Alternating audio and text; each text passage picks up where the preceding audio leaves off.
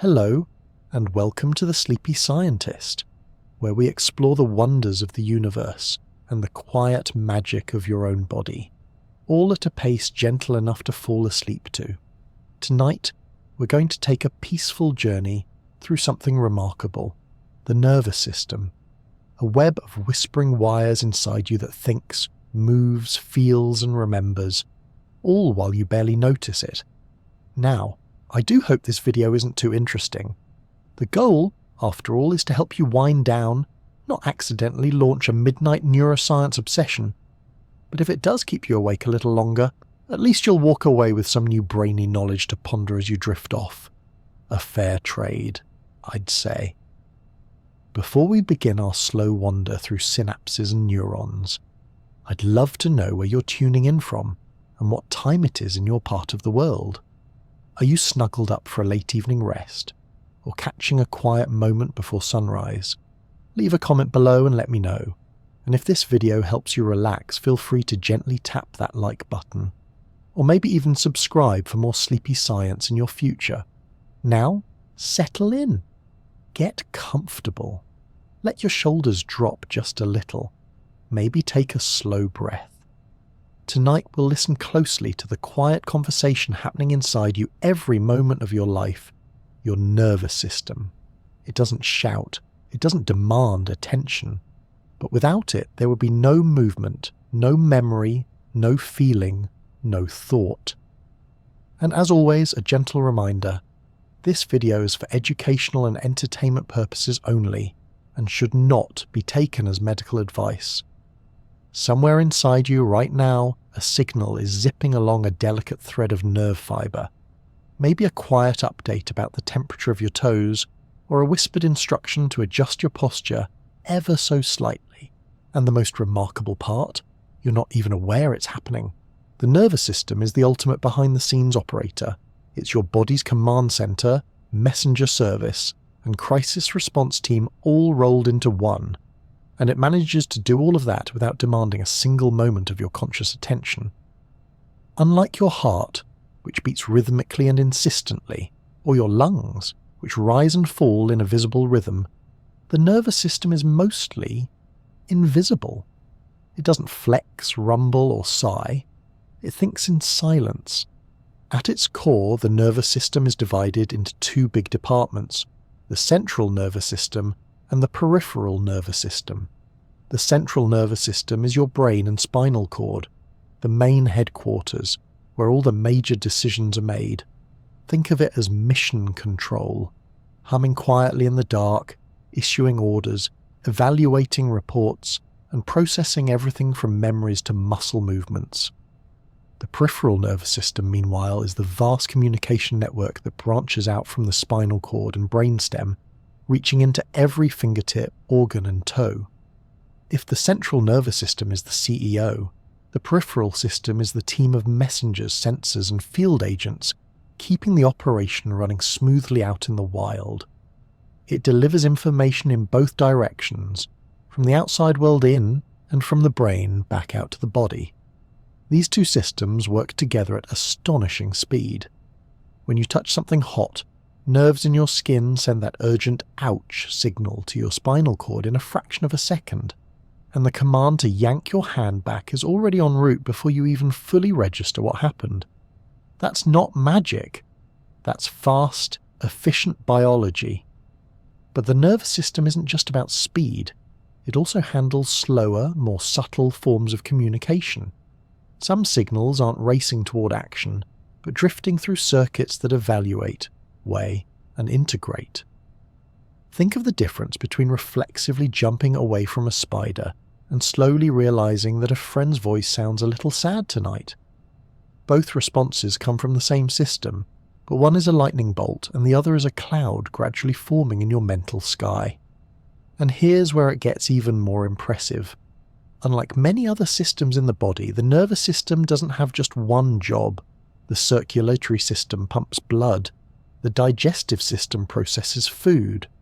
But the nervous system, it thinks, feels, remembers, regulates, predicts, interprets, moves, reacts, adapts, and dreams.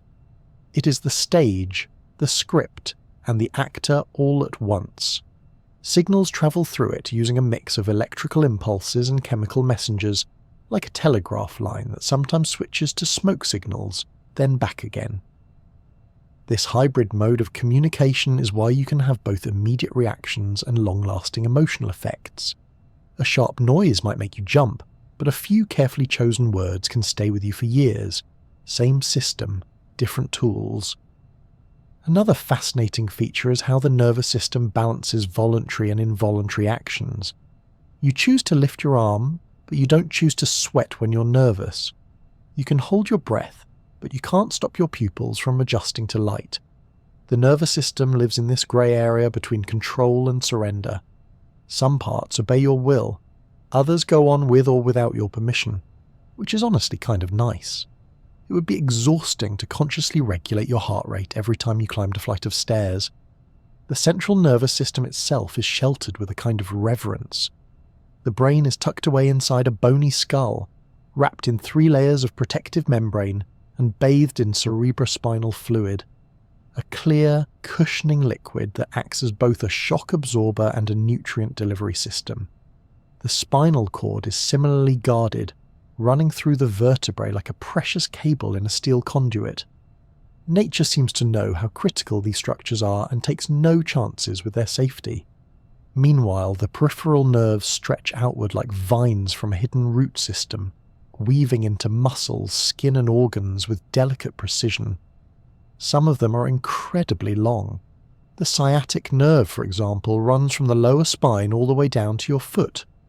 That's a single nerve, several feet long, quietly ferrying messages up and down your leg all day long without a fuss. It's easy to forget just how much is happening in every moment. Right now, your body's receiving sensory data from the environment, light levels, air temperature, the pressure of the mattress or chair beneath you. Your nervous system is filtering that information, deciding what to prioritize and what to ignore. If it didn't, you'd be overwhelmed by raw input. You wouldn't be able to focus on these words, or anything else. It's also in charge of keeping tabs on your internal world. Blood pressure, glucose levels, oxygen saturation. These aren't just measured, they're responded to. When something shifts, the nervous system nudges other systems into action, whether it's speeding up your heartbeat, signaling hunger, or coaxing you into a yawn. It's not just a communicator, it's a coordinator. One of its most subtle tricks is how it maintains homeostasis, that balanced, just right internal state that your body constantly aims for. Not too hot, not too cold, not too acidic, not too basic. Enough oxygen, not too much carbon dioxide. It's like trying to balance a stack of pebbles on a trampoline during a breeze, and yet your nervous system does it effortlessly, all the time. The whole structure is a marvel of evolution, not cobbled together randomly but refined over millions of years. Even the simplest creatures have some version of a nervous system, because without it, there's no awareness, no interaction, no ability to survive. In fact, it's hard to imagine a living thing being alive at all, without some way to detect, respond, and adapt. In that sense, the nervous system is not just a system, it's the very essence of being. And perhaps most wonderfully, all of this complexity is not noisy. It doesn't buzz or blink. It's quiet, invisibly busy, incredibly modest, considering the scale of its responsibilities. If it had a personality, it might be that friend who always shows up early, gets everything done, never asks for credit, and somehow remembers your coffee order from 4 years ago. So the next time you feel your fingers twitch, your heart race, or a memory bubble up from somewhere deep, just know that's your nervous system, gently at work, not making a sound, just running the show quietly. If you had to nominate one cell in your body for most likely to overthink everything, it would almost certainly be the neuron. These are not the bold, brawny types like muscle cells or the endlessly regenerating skin cells. Neurons are thinkers, listeners, meticulous communicators. And while they might seem unassuming under a microscope, they are the powerhouses of thought, sensation, memory, and movement, all while maintaining a distinct air of introverted mystery. Let's begin with the basics. A neuron is a type of cell specially designed to transmit information. But unlike most cells, which prefer a more solitary lifestyle, neurons are inherently social. Their whole identity is built around connection. Not one or two, but often thousands. Some neurons form more than 10,000 synapses with their neighbours, like quiet intellectuals at the centre of a very sophisticated gossip network. Despite their social tendencies, neurons tend to keep to themselves structurally. Each one has a distinctive shape, usually with a cell body, also called the soma, a single long projection called an axon, and a forest of branching extensions known as dendrites. If you picture a tree turned on its side, you wouldn't be far off. The dendrites are like leafy branches receiving signals. The soma is the sturdy trunk handling the core operations, and the axon is the long root stretching outward, delivering information far and wide. The dendrites are where a neuron listens. They're covered in tiny receptors that receive chemical messages from neighbouring cells. These messages arrive in the form of neurotransmitters, molecules like dopamine, serotonin, and glutamate, which either encourage the neuron to fire its own message or tell it to stay quiet.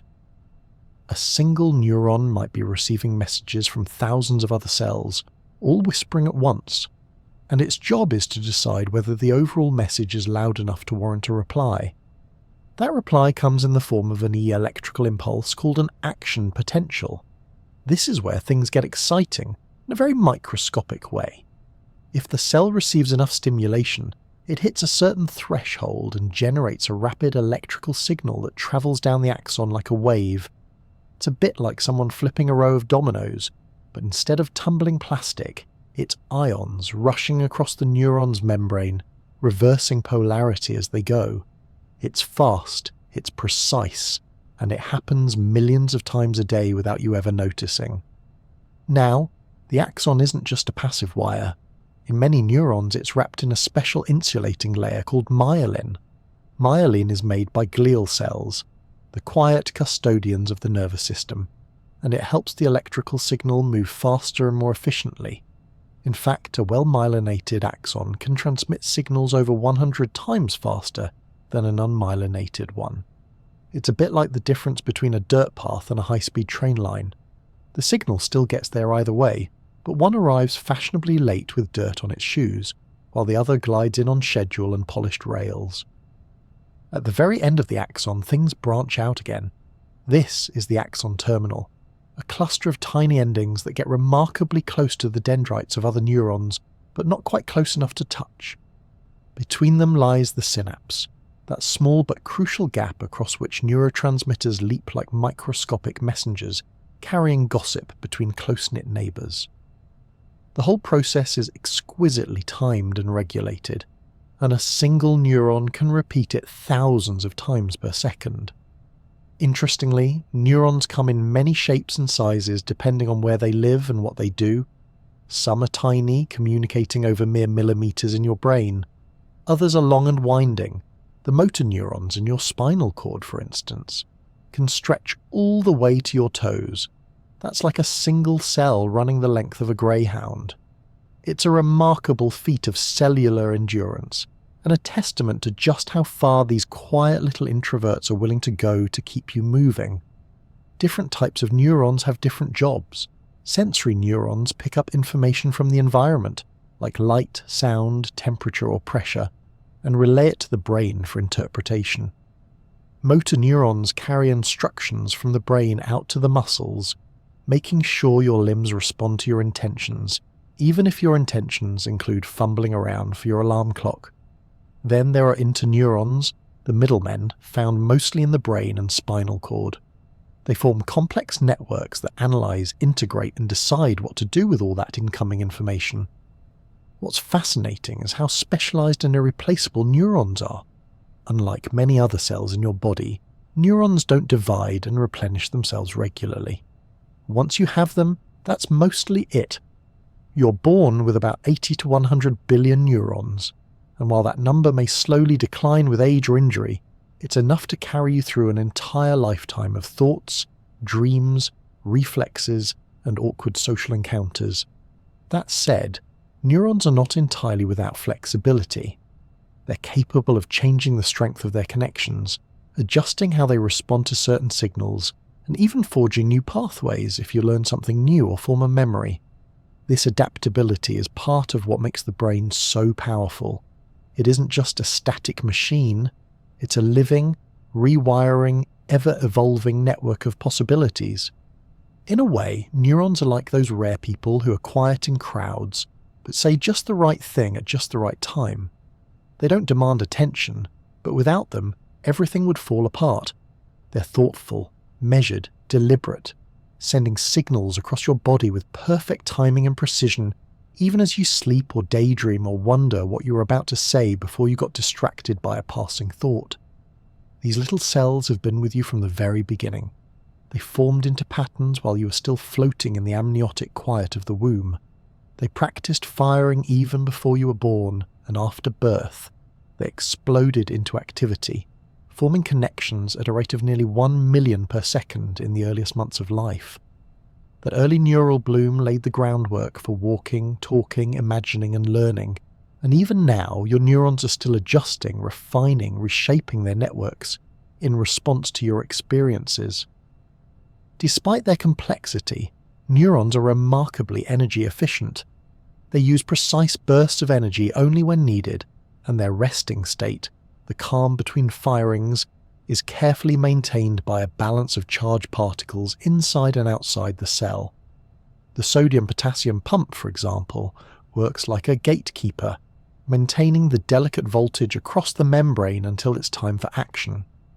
It's quiet maintenance, always working behind the scenes. Neurons are also chemically diverse.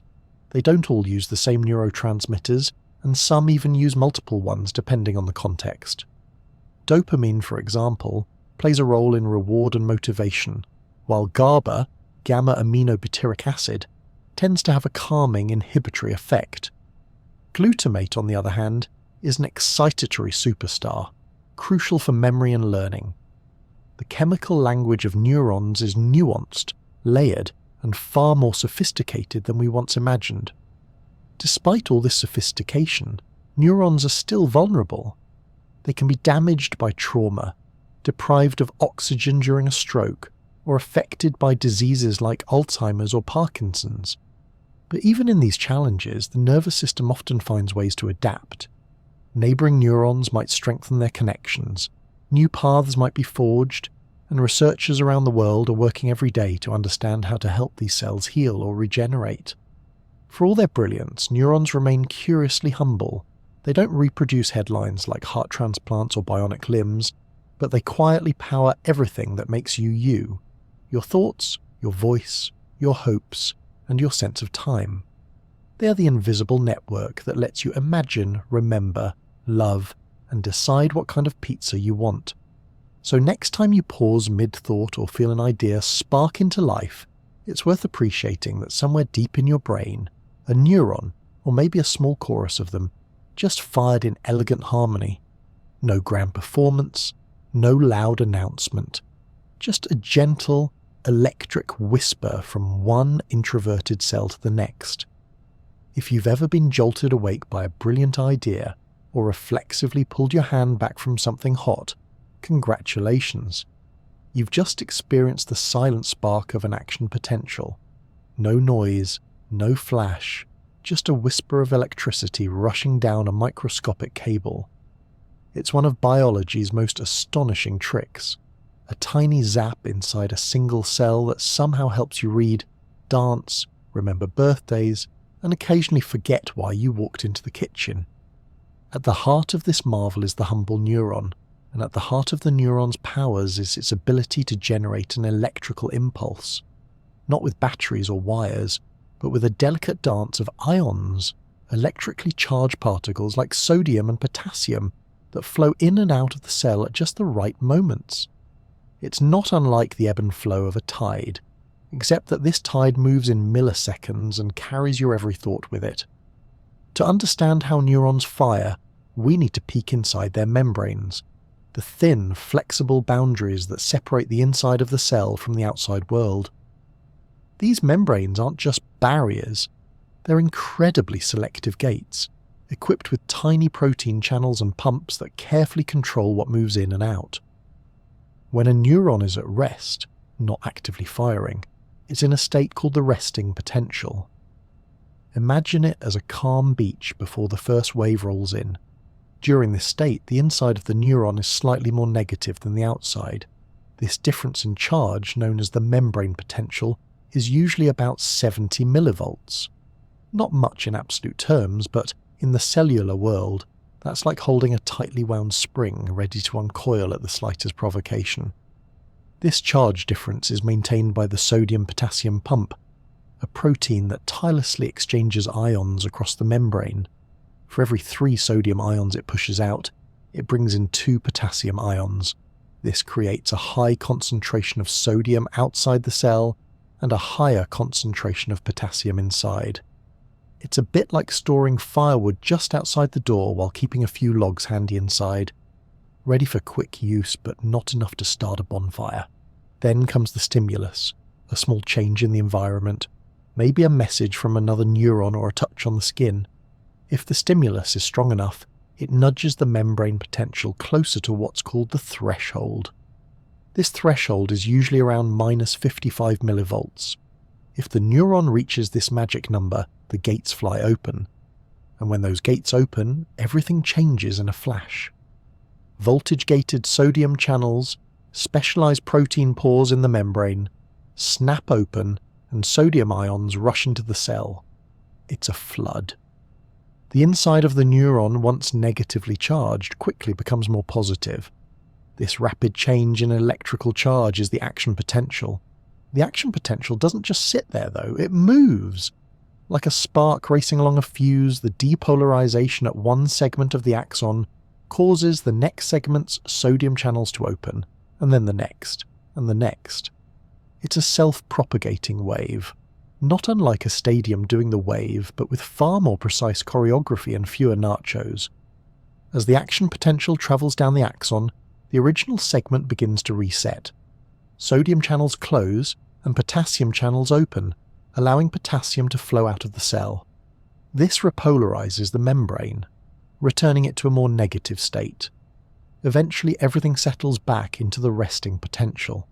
It's a little like cleaning up after a party. The excitement is over, and now it's time to get the chairs back in place and refill the snack bowls. There's also a brief period during which that part of the neuron can't fire again, called the refractory period. It ensures that the action potential only moves in one direction and prevents the neuron from firing too rapidly. Think of it as a mandatory coffee break between tasks.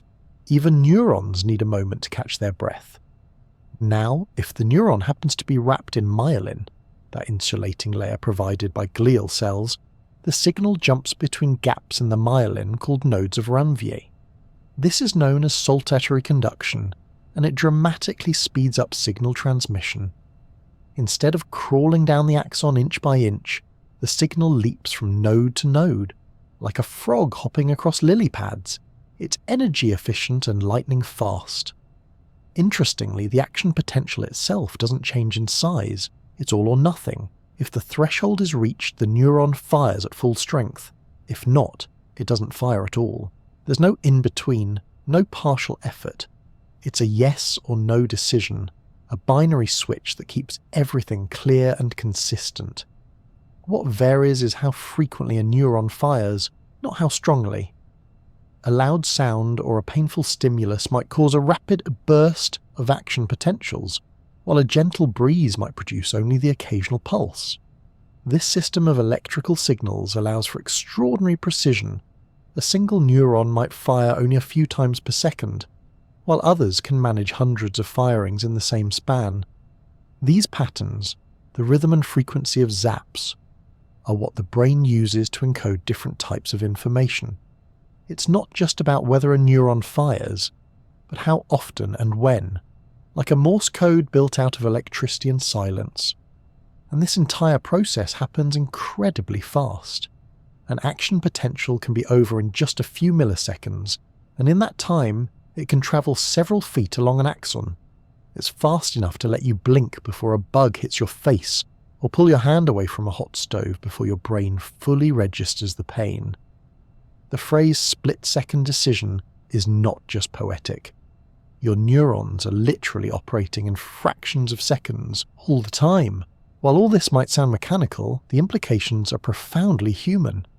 These tiny sparks, individual action potentials happening millions of times per minute, make up the foundation of thought, sensation, movement, memory, and emotion. Whether you're writing poetry, learning to juggle, or just deciding which socks to wear, it's all action potentials, humming quietly along your neural highways. What's more, this electrochemical system is incredibly adaptable. Neurons can become more or less sensitive to stimulation over time, depending on use. They can change how many receptors they have, adjust their firing threshold, or even remodel their connections entirely. Your thoughts are not just passengers riding on fixed train tracks. They help lay the tracks as they go, subtly rewiring the brain through experience and repetition. On a molecular level, none of this is glamorous. It's ions moving across membranes, proteins flipping open and shut, gradients balancing like chemical seesaws. But collectively, it gives rise to everything that makes us who we are. The big, abstract ideas, like imagination, memory, or fear, all begin with something as humble as a sodium channel opening at the right moment. And while the term electrical signal might evoke something noisy or jarring, in the nervous system these sparks are silent. There's no crackling sound or bright flash, no visible arc. It's a quiet current, softer than a whisper, moving invisibly through tissue, guiding the world inside your head and body. Every time you take a breath, feel a tickle, recall a name, or reach for a cup of tea, you're witnessing the result of countless action potentials, each one a perfect example of nature's quiet engineering. It's a system that values speed, yes, but also grace, efficiency, and reliability. So while your heart may beat and your lungs may sigh, the real choreography of your life is happening in the silence between sparks, where thought begins and action waits just a millisecond away. Imagine a world where no one ever spoke directly, where messages were passed across small gaps by carefully trained messengers carrying coded packages. Welcome to the synapse, the tiny but mighty gap between neurons, where information isn't shouted across but elegantly relayed in chemical whispers. This microscopic space, typically less than 1/10,000th of a millimeter wide, is the meeting point between the end of one neuron and the beginning of another. But they don't actually touch. Instead, like polite conversationalists maintaining a respectful personal bubble, neurons pass their messages across this gap using chemicals known as neurotransmitters. Let's set the scene. A neuron has just fired an action potential, that brief but powerful electrical impulse that races down its axon. At the very end of that axon, things branch out into tiny structures called axon terminals. These terminals are loaded with special packages called synaptic vesicles, tiny bubbles filled with neurotransmitters, each one like a miniature message in a bottle. When the electrical signal arrives at the terminal, it doesn't jump the gap directly. Electricity doesn't make that kind of leap. Instead, it triggers a chemical chain reaction. The action potential causes calcium channels to open, allowing calcium ions to flood into the terminal. This influx is the cue for those synaptic vesicles to move toward the membrane, fuse with it, and release their neurotransmitter contents into the synaptic cleft, the space between neurons. And just like that, the message has transformed from electrical to chemical. Now the neurotransmitters drift across the synaptic cleft, which may be incredibly narrow but is filled with potential. On the receiving side, the dendrite of the next neuron, there are specialized proteins called receptors. Each receptor is designed to bind to a specific type of neurotransmitter, a bit like a lock that only fits one key. When the neurotransmitter finds its matching receptor, it binds to it and causes a change in the receiving neuron. This might trigger an action potential of its own, or it might inhibit one from forming. It all depends on the kind of neurotransmitter and the receptor it binds to. Some neurotransmitters are excitatory, encouraging the next neuron to fire. Glutamate is a classic example. It's the go-getter of the neurotransmitter world, playing a major role in learning and memory. Others are inhibitory, dampening the chance of firing.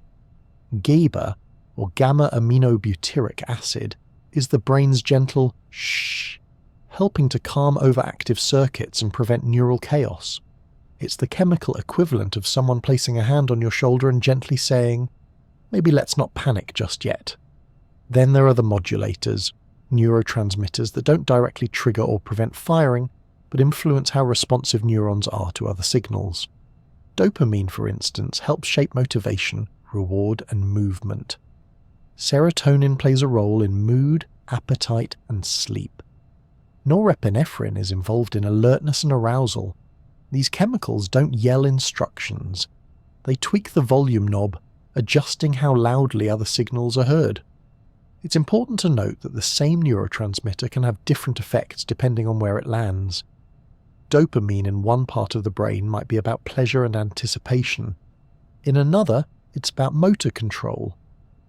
Serotonin, depending on the receptor it binds to, might either excite or inhibit a neuron. Context is everything.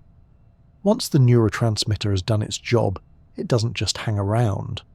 The synapse is a place of quick exchanges, not lingering conversations. There are several ways the signal is cleared. Sometimes, the neurotransmitter is broken down by enzymes, molecular scissors that cut it into inactive pieces. Other times, it's taken back into the original neuron through a process called reuptake. Think of it like recycling the message for future use. Some drugs, like certain antidepressants, work by blocking this reuptake, allowing serotonin to stick around a bit longer and have a more prolonged effect. The efficiency of this whole system is mind-boggling. A single neuron can form thousands of synapses, and across the human brain there are estimated to be over 100 trillion synapses. That's more connections than there are stars in the Milky Way, and yet each one is exquisitely precise. Messages are delivered, interpreted and erased in fractions of a second, creating the seamless experience of thought, sensation, and movement that we take entirely for granted. Not all synapses are the same either. While chemical synapses are the most common, using neurotransmitters to send signals, there are also electrical synapses. These are direct connections between neurons using gap junctions that allow ions to flow freely between cells. They're faster, but less flexible.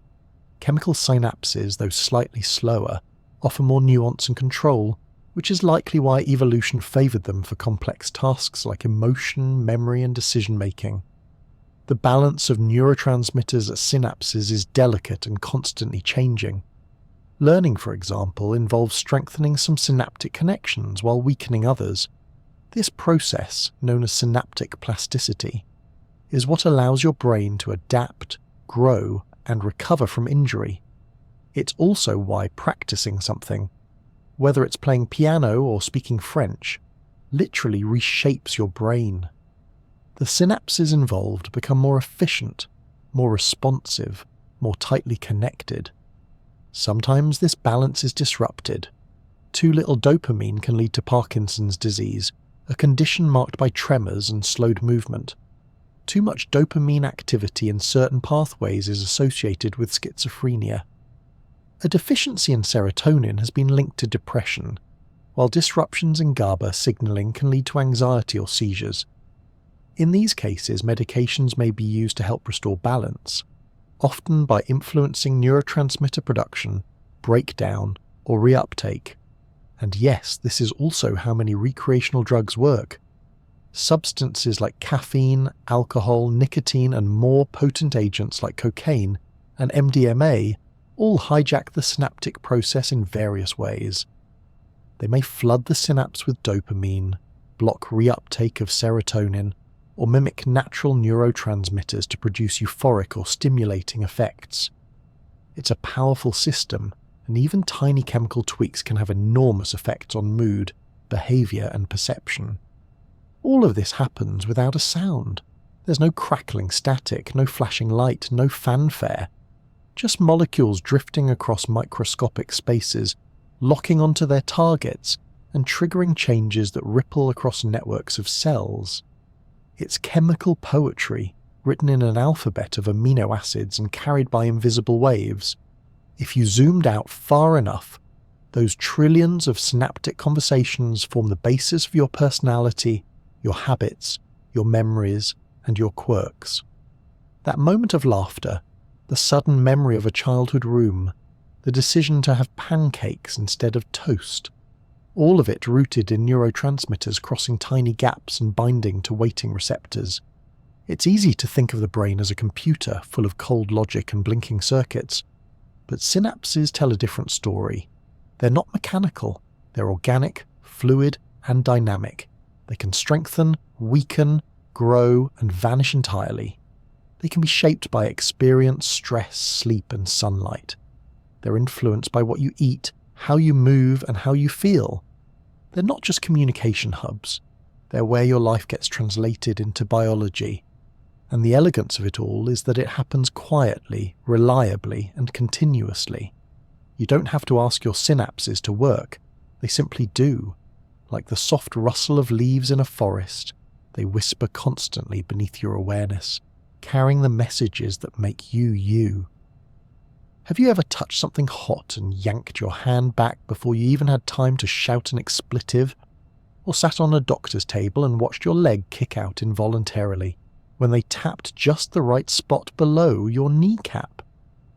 These quick automatic movements might feel like magic, but they're actually the work of one of the body's most elegant shortcuts, the reflex arc.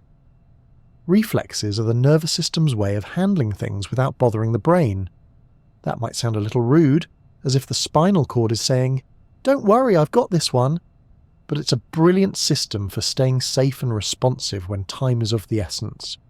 And when it comes to survival, milliseconds matter. Let's break down what's happening when a reflex kicks in. Take the classic example of touching something painfully hot. A stove burner, a cup of coffee gone rogue, or perhaps a freshly microwaved plate that you were absolutely certain had cooled down. The moment your skin detects that heat, sensory receptors in your fingers send an urgent signal through sensory neurons toward the spinal cord. Now here's where things get clever. Instead of waiting for that message to go all the way to the brain, get processed, and then send a motor response back down to the hand, the spinal cord takes charge. It receives the incoming sensory information and immediately sends a return signal via motor neurons to the muscles in your arm and hand, telling them to pull away. This shortcut from sensory input to motor output, bypassing the brain's involvement until after the fact, is what's called a reflex arc. It's not that your brain is lazy or unimportant here, it's just that in situations like this, speed is more valuable than a committee meeting. You'll still feel the pain, of course, but only a fraction of a second after your body has already acted to protect itself. The reflex arc is composed of just a few essential parts: the sensory receptor, the sensory neuron, the integration center in the spinal cord, the motor neuron, and the effector, usually a muscle or gland. It's a tightly coordinated relay team, each part passing the baton with precision. Reflexes come in a variety of flavors. Some are monosynaptic, meaning the sensory neuron communicates directly with the motor neuron, with no middleman. These are the fastest reflexes, like the patellar reflex, the famous knee jerk. When a doctor taps that little spot just below your kneecap, it stretches the tendon and the muscle underneath. Stretch receptors in the muscle detect that change and send a signal to the spinal cord. The response?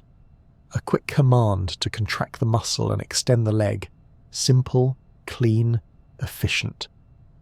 And strangely satisfying to watch. Other reflexes are polysynaptic, involving one or more interneurons between the sensory and motor neurons. These are slightly slower, but offer more complexity and coordination. The withdrawal reflex, the one that makes you pull back from something painful, is a good example. Not only do the muscles in the affected limb contract to move you away, but other muscles might relax or tighten to maintain balance, all coordinated through interneurons in the spinal cord.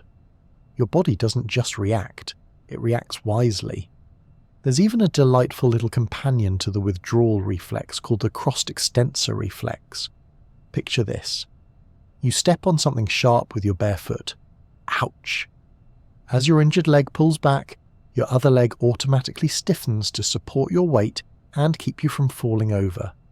You didn't consciously think, better adjust my posture to compensate. Your spinal cord handled it before you had a chance to be clumsy. While most reflexes are there to protect you or maintain posture and balance, not all are strictly physical. Some reflexes are visceral, meaning they involve internal organs.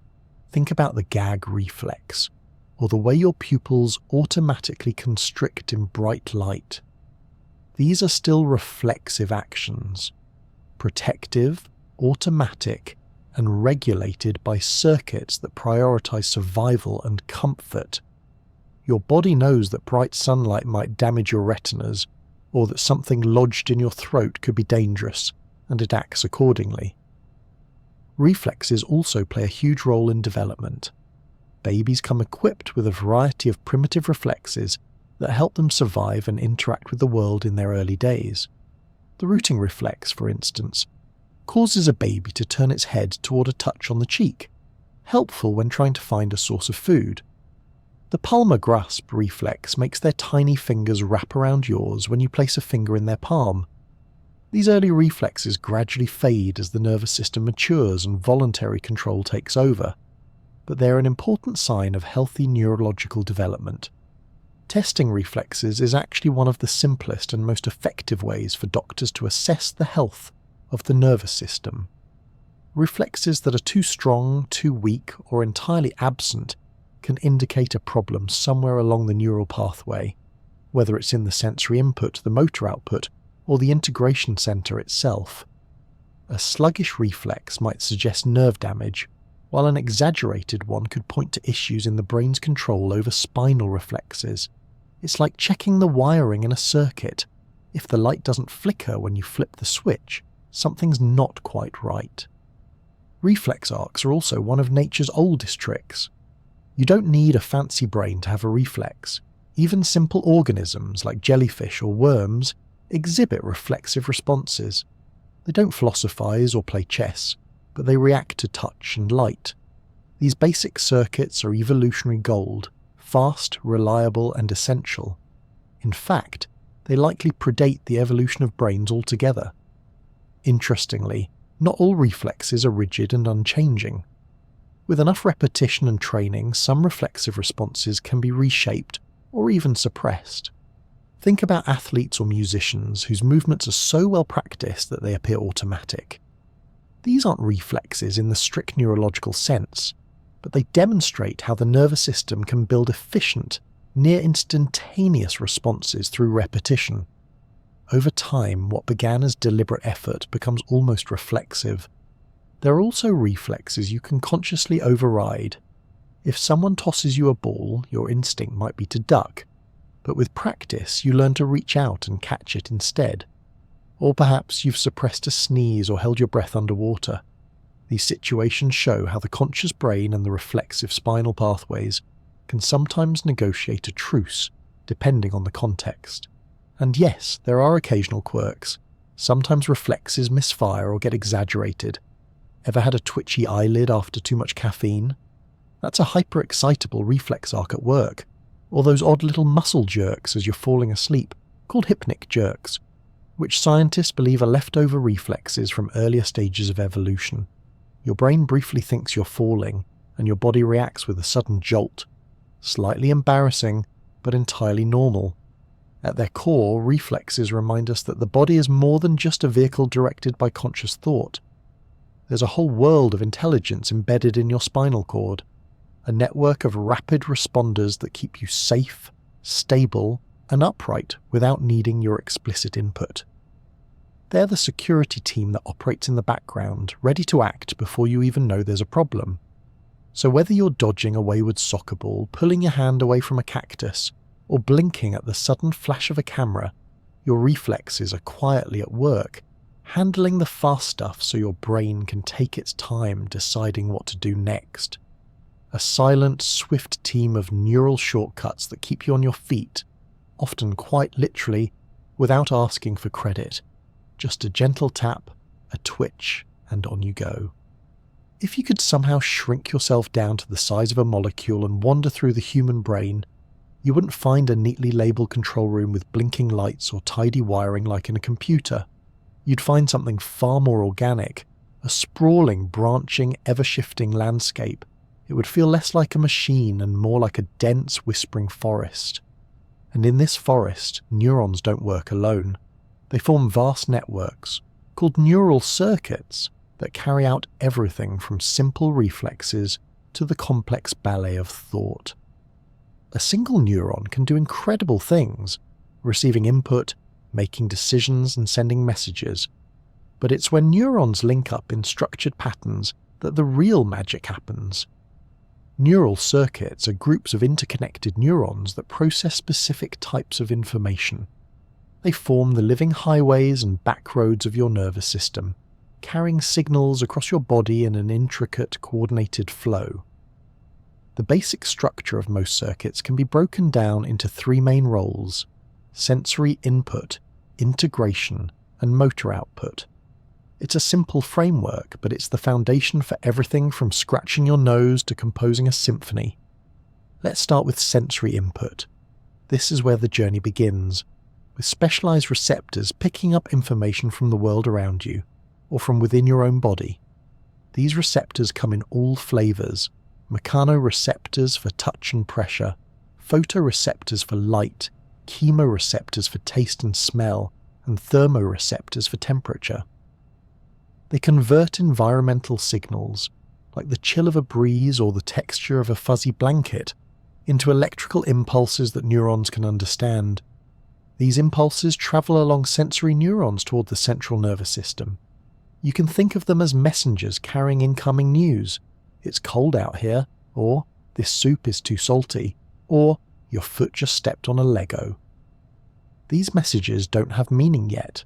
They're raw data, bits and pieces of sensation waiting to be assembled. That assembly happens in the integration centers, mainly in the brain and spinal cord. This is the processing hub, the part of the circuit that takes multiple inputs, evaluates them, and decides what to do next. Integration is the nervous system's version of deliberation. It's not just receiving a message and reacting. It's receiving multiple messages, filtering out the noise, recognizing patterns, comparing current inputs with memories, expectations, and emotional states, and then forming a coherent response. This is why your nervous system doesn't overreact to every single piece of sensory input. You might not notice the feeling of your socks until someone mentions them. Your brain filters out that data because it's deemed unimportant at the moment. But if the socks are suddenly soaked with cold water, your sensory neurons will send a more urgent message, and your brain will decide it's time to pay attention. The decision-making process isn't just about receiving information. It's about weighing its relevance and determining whether action is needed. Once a decision is made, motor output carries it out. Motor neurons transmit commands from the brain or spinal cord to muscles or glands. Whether it's moving your arm, adjusting your breathing, or producing saliva, motor neurons are the final link in the circuit. They translate intention into action, and that action can be voluntary, like deciding to wave hello, or involuntary, like your pupils shrinking in response to bright light. Within this basic structure, neural circuits vary tremendously in complexity. A simple reflex circuit, like the one that jerks your hand away from a hot pan, might involve just a handful of neurons, a direct line from sensory to motor with maybe a single interneuron in between. But more complex circuits, like those involved in understanding language, recognizing faces, or solving a math problem, can involve millions of neurons, all firing in precise patterns across multiple regions of the brain. These complex circuits don't just sit in one part of the brain either. They span regions, forming networks that handle everything from visual processing to emotional regulation. The visual cortex, for instance, doesn't just receive light data from the eyes. It analyzes shapes, motion, depth, and even color, then sends that data to other regions that interpret it in context. Is that a bird flying past your window or a plastic bag in the wind? Different neural circuits help you decide, bringing together sight, memory, and maybe even past experience with uncooperative grocery bags. One of the most remarkable things about neural circuits is that they're not static. They can change. They grow, shrink, reroute, and rewire. This is thanks to a property called neuroplasticity, the ability of the nervous system to adapt based on experience. When you learn a new skill or form a memory, you're changing the structure and strength of neural circuits. New connections form between neurons. Old ones might weaken or disappear. Practice literally shapes the way your brain is wired. Imagine playing a piano scale for the first time. It feels clunky and awkward. But with repetition, the neural circuits involved in finger movement, auditory feedback, and motor planning become more efficient.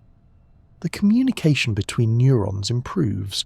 What once felt like hard work eventually becomes second nature, not because your fingers are smarter, but because the circuits in your brain have become finely tuned. Even when you're not actively learning, your neural circuits are in a constant state of maintenance. Some fire frequently, others rarely. Some circuits are reinforced by routine, like the ones you use to brush your teeth, while others atrophy from disuse. The brain, it turns out, is a bit like a garden. Connections that are used regularly grow strong, while others fade like untended paths in the woods. This metaphor of a forest is more than just poetic. In many ways, the brain structure resembles a complex ecosystem. Neurons stretch and branch like trees, connecting to thousands of others through synapses that pulse with electrical and chemical signals. Glial cells act like gardeners and caretakers, pruning synapses, providing nutrients, and clearing away debris. Some areas of the brain are densely packed with connections like the thickets of a jungle, while others are more spacious and open. Information doesn't travel in one straight line. It meanders, loops, and echoes. A single stimulus can ripple through multiple circuits, producing layers of response. That's why emotions can influence memory, or why a particular smell can bring back a vivid experience from years ago. The networks overlap and interact in ways that are complex, non-linear, and beautifully nuanced. Because of this complexity, the brain is often compared to a computer, but this analogy has its limits. Computers are rigid, predictable, and modular. The brain is fluid, adaptable, and deeply interconnected. It's not just about logic or binary switches, it's about timing, emotion, context, and history. Neural circuits don't just store and transmit data, they interpret it, they imbue it with meaning, they adapt to changing conditions and can even self-correct when things go awry. Of course, not all circuits are created equal. Some are optimized for speed, like those controlling reflexes or eye movements. Others are built for deep processing, like the circuits involved in abstract thinking or long-term memory.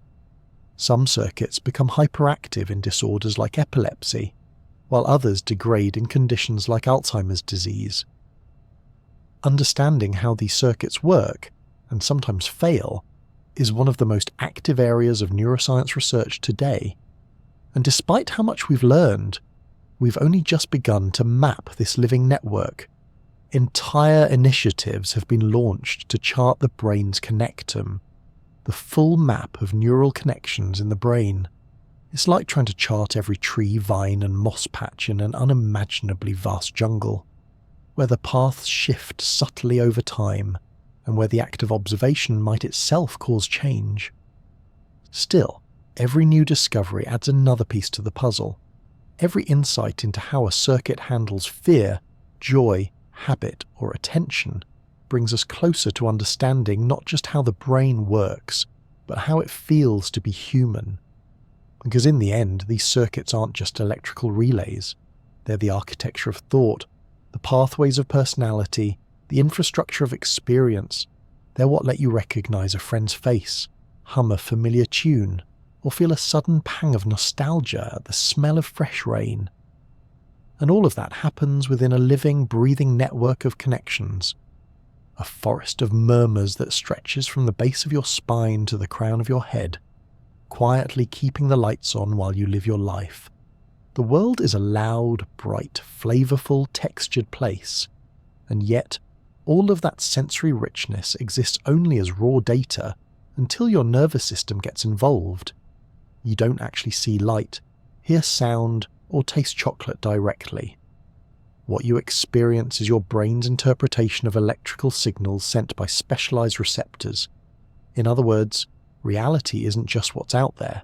It's what your brain tells you is out there, and it's doing that constantly, seamlessly, and usually without your conscious awareness.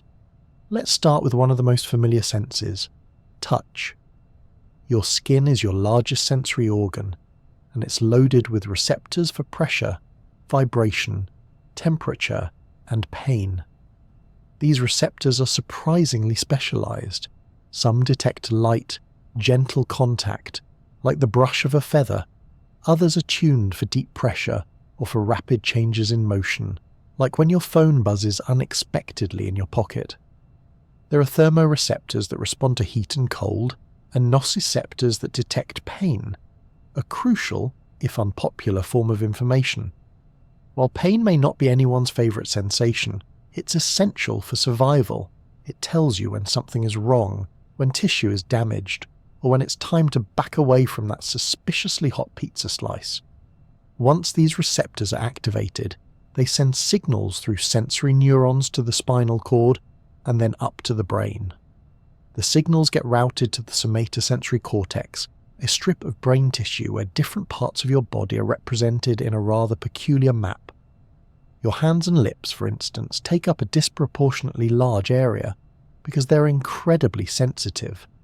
Your back, meanwhile, is represented in a much smaller area, which is why you can scratch around for ages and still not find the exact itchy spot. Now, taste. That's a sense we often associate with pleasure, even if it's just the joy of morning coffee or a particularly crunchy pickle. Your tongue is covered in tiny structures called papillae, and nestled within them are taste buds, microscopic clusters of receptor cells. These cells detect 5 primary tastes: sweet, salty, sour, bitter, and umami, the savoury taste associated with things like soy sauce or grilled meat. Each taste bud contains multiple receptor cells, and each cell is sensitive to one or more of these 5 categories. When you eat, chemicals in your food dissolve in saliva and interact with these receptors, which send signals to the brain via the facial and glossopharyngeal nerves. The brain takes this information and combines it with input from your sense of smell, texture from your sense of touch, and even visual cues to create what you perceive as flavour. This is why food tastes dull when you have a cold.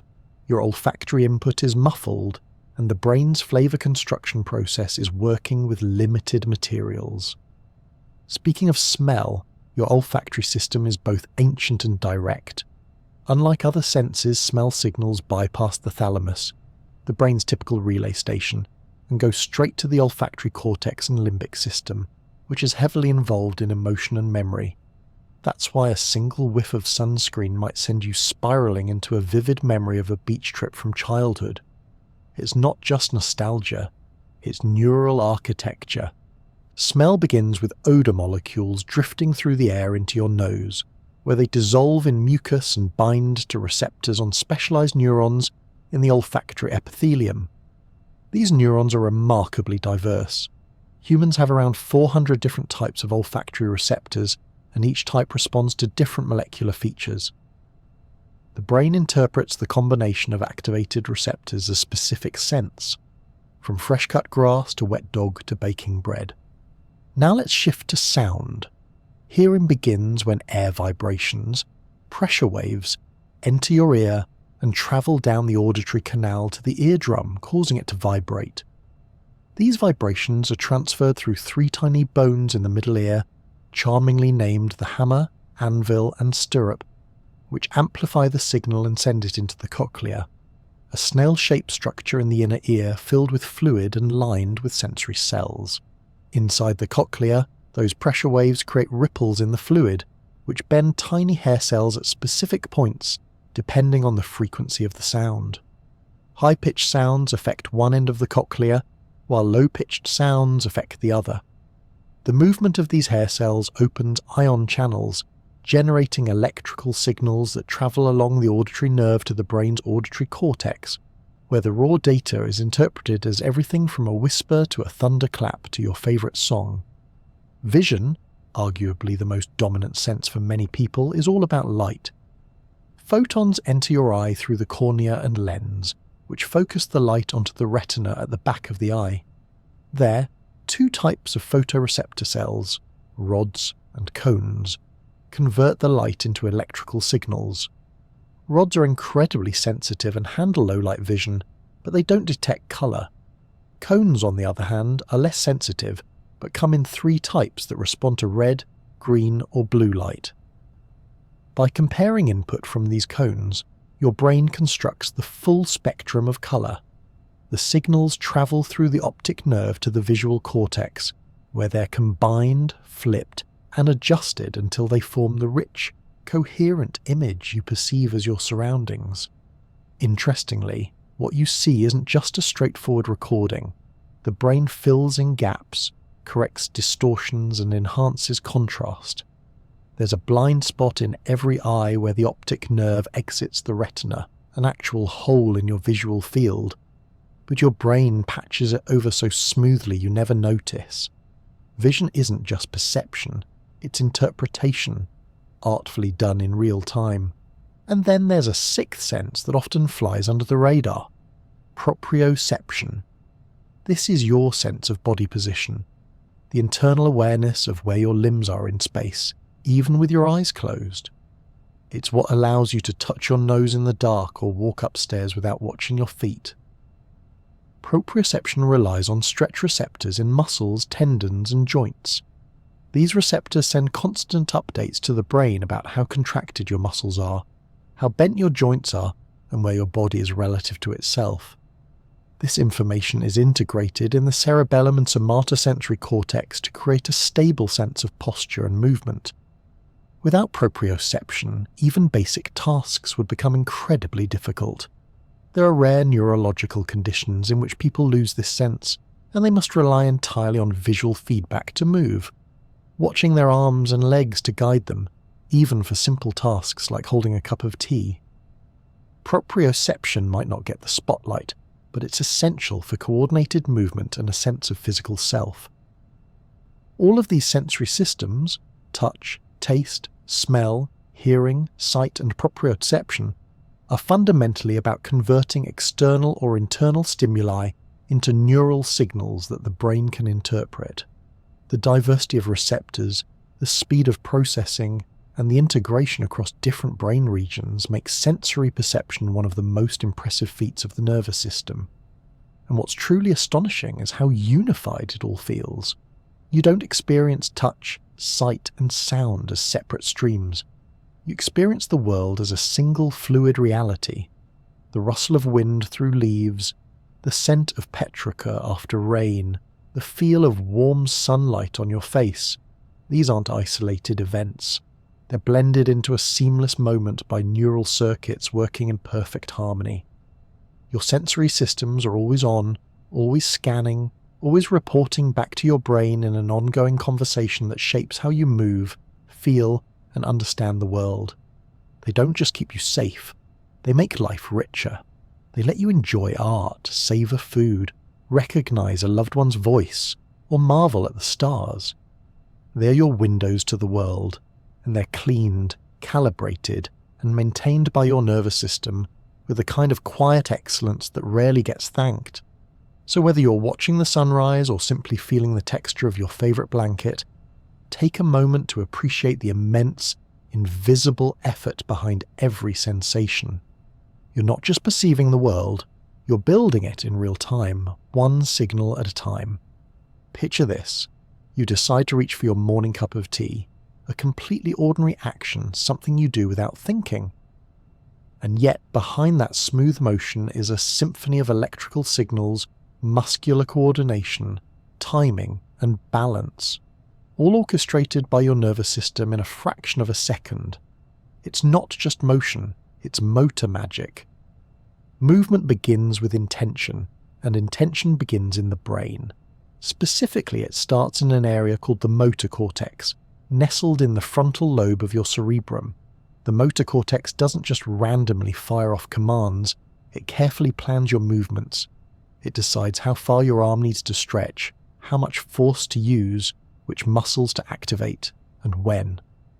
All of that is calculated before your hand even begins to lift. Once the motor cortex has a plan, it sends signals down through the brainstem and into the spinal cord. These signals travel along upper motor neurons, the long-distance messengers of the central nervous system. Think of them as the executive branch of movement, issuing high-level instructions to the lower motor neurons that actually connect to muscles. These lower motor neurons live in the spinal cord and extend their axons out to your muscles through the peripheral nervous system. When they receive the command from the upper motor neurons, they do something remarkable. They trigger a release of a chemical called acetylcholine at the neuromuscular junction, the tiny gap between a nerve ending and a muscle fiber. Acetylcholine is like a green light at a traffic signal. When it binds to receptors on the muscle cell, it sets off a chain reaction inside the muscle fiber. Calcium floods in, proteins shift, and the muscle contracts. If enough muscle fibers do this in coordination, your hand reaches out and voila, tea is served, or spilled. But either way, your nervous system pulled it off. What's even more amazing is how specific this system can be. The brain can activate just a few motor units, which are made up of a motor neuron and the muscle fibers it controls, for delicate movements like threading a needle, or recruit hundreds of motor units for something more forceful, like lifting a suitcase. Your nervous system is constantly adjusting which motor units are involved based on how much power you need. This fine-tuning happens through something called motor unit recruitment and rate coding. Recruitment refers to the number of motor units activated, while rate coding refers to how quickly those motor units fire. Fire more frequently, and you get stronger, smoother contractions. It's like turning up the volume knob on a stereo. More intensity, more output. Of course, motion is not just about muscle contraction. It's about coordination, precision, and timing. That's where the cerebellum comes in, the small but mighty structure at the back of your brain. The cerebellum doesn't initiate movement, but it refines it. It compares your intended motion with actual feedback from your muscles and joints, and then makes real-time corrections. Without it, movements become jerky, clumsy, and poorly timed. Say you reach out to grab a falling pen. The cerebellum makes sure your arm doesn't overshoot or arrive too late. It keeps your movements smooth, balanced, and efficient. It also stores motor learning, the patterns that let you ride a bike or play an instrument without consciously thinking about every step. Meanwhile, deep in the brain, another set of structures is hard at work, the basal ganglia. These interconnected nuclei help with movement initiation, especially when it comes to starting and stopping action smoothly. They also help filter out unhelpful or involuntary movements.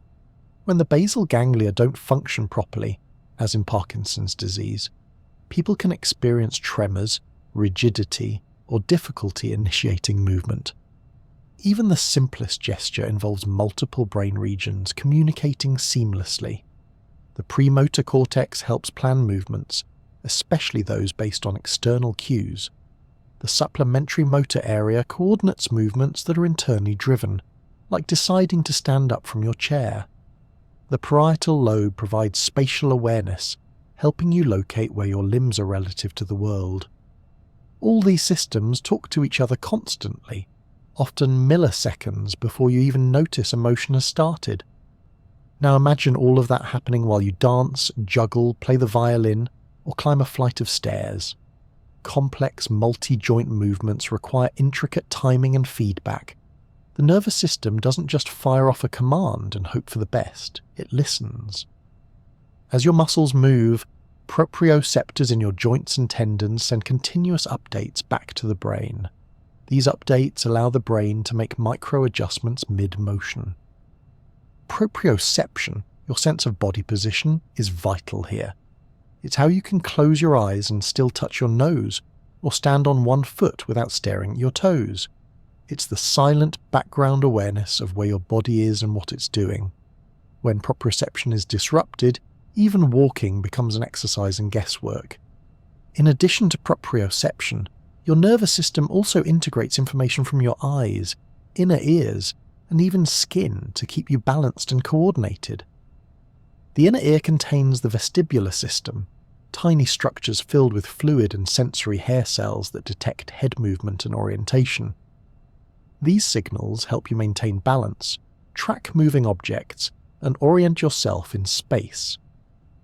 When this system gets thrown off, like during a spinning carnival ride or a bad bout of vertigo, your movements can feel wobbly and disconnected. Not all motor commands are conscious. Many are automatic, like adjusting your posture or blinking.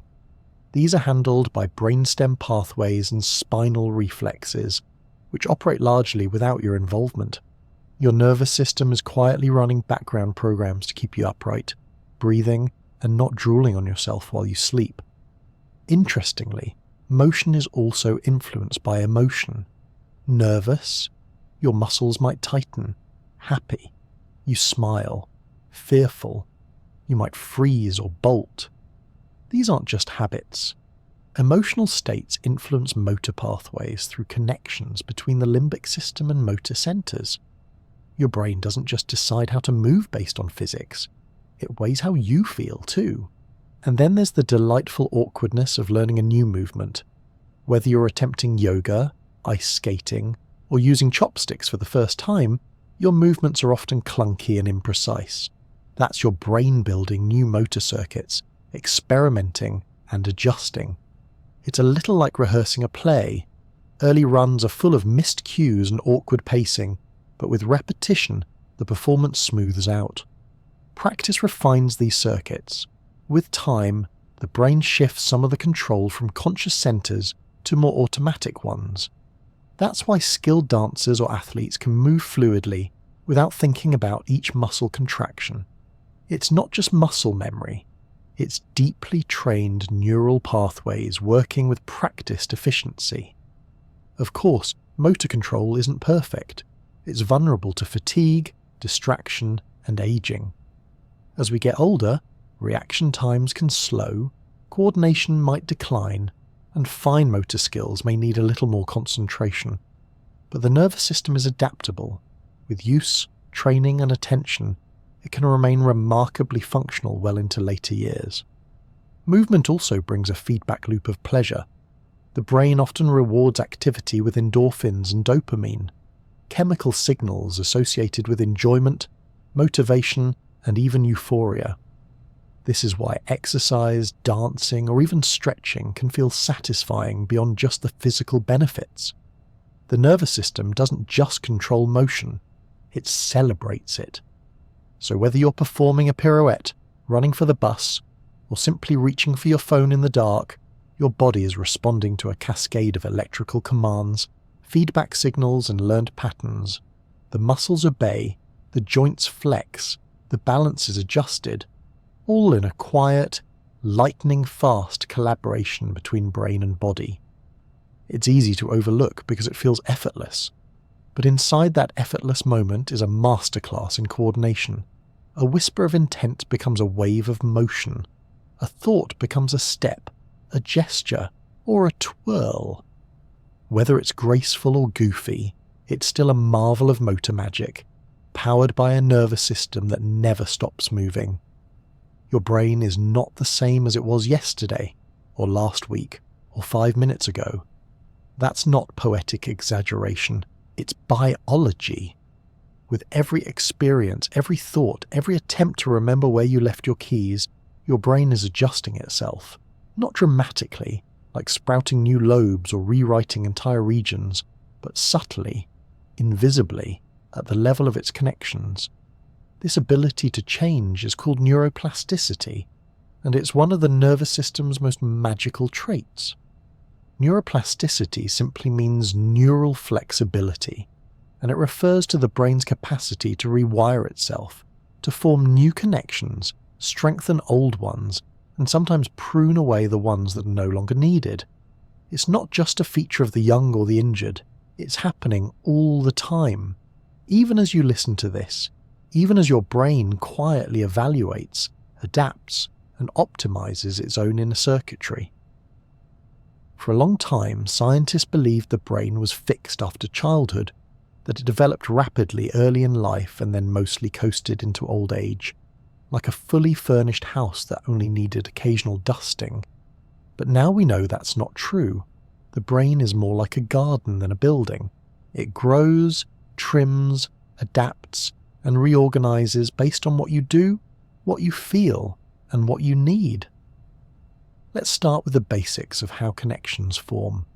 Your brain is made up of billions of neurons, and each of these neurons can form thousands of synaptic connections with others. These connections aren't etched in stone.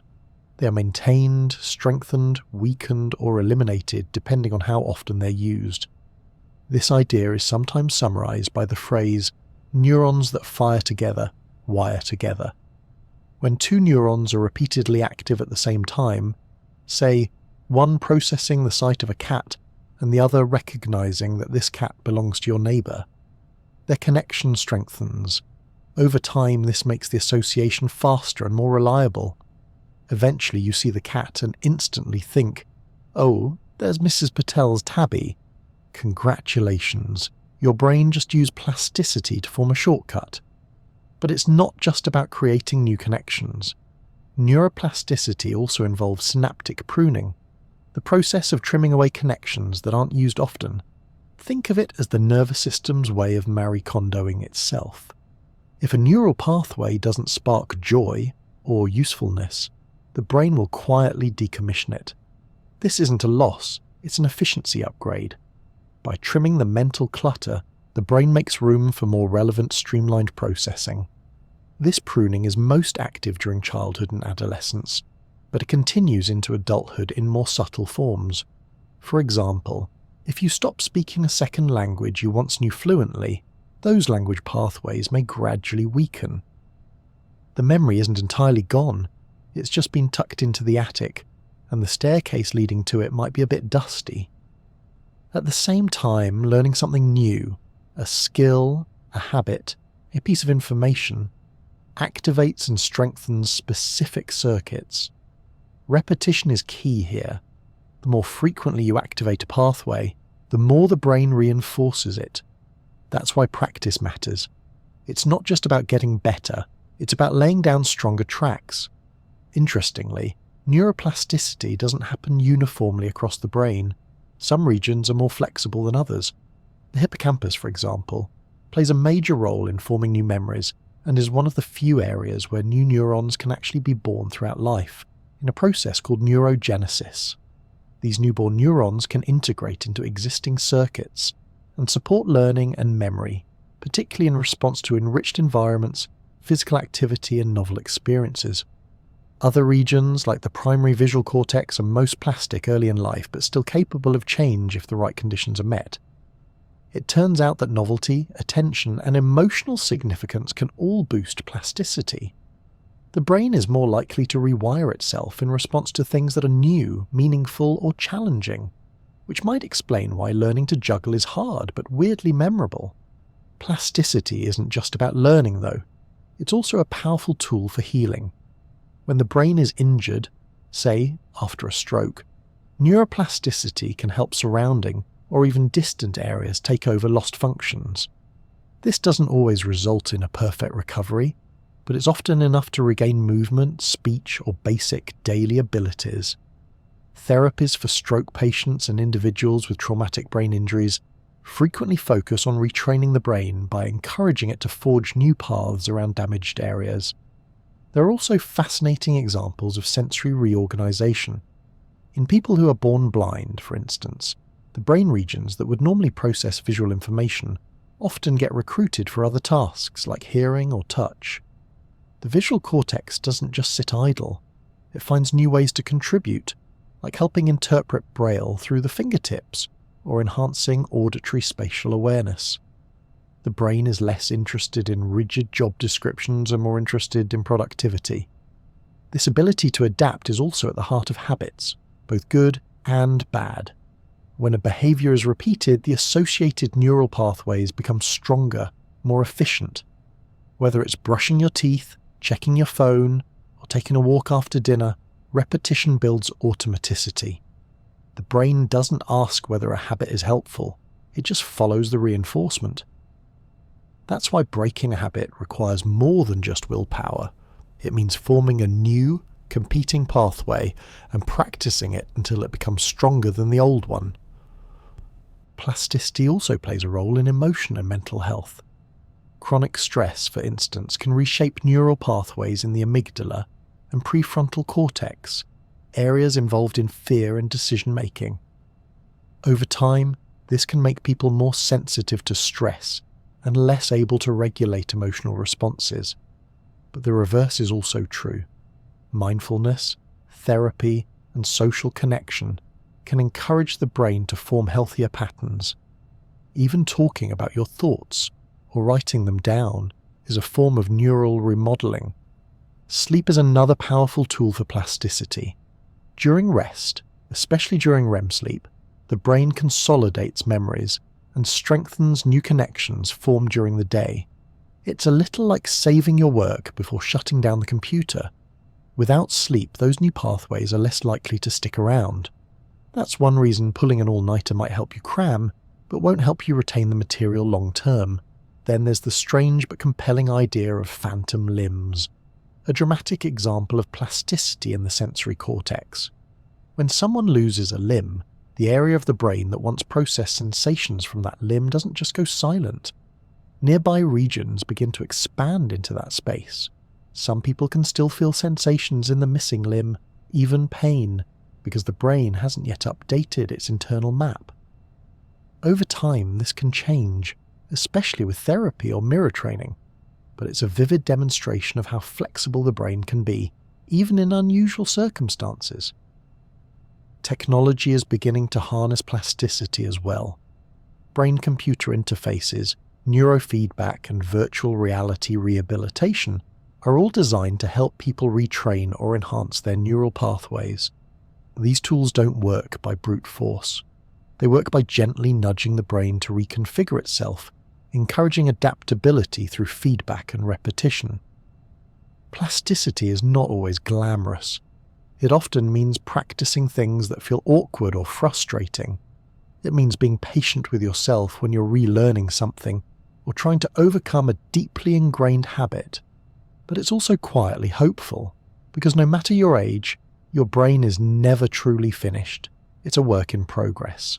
A living, breathing, adaptable structure that listens to what you do, what you feel, and what you pay attention to and changes in response. Right now, just by listening and thinking, you're strengthening certain connections and perhaps pruning others.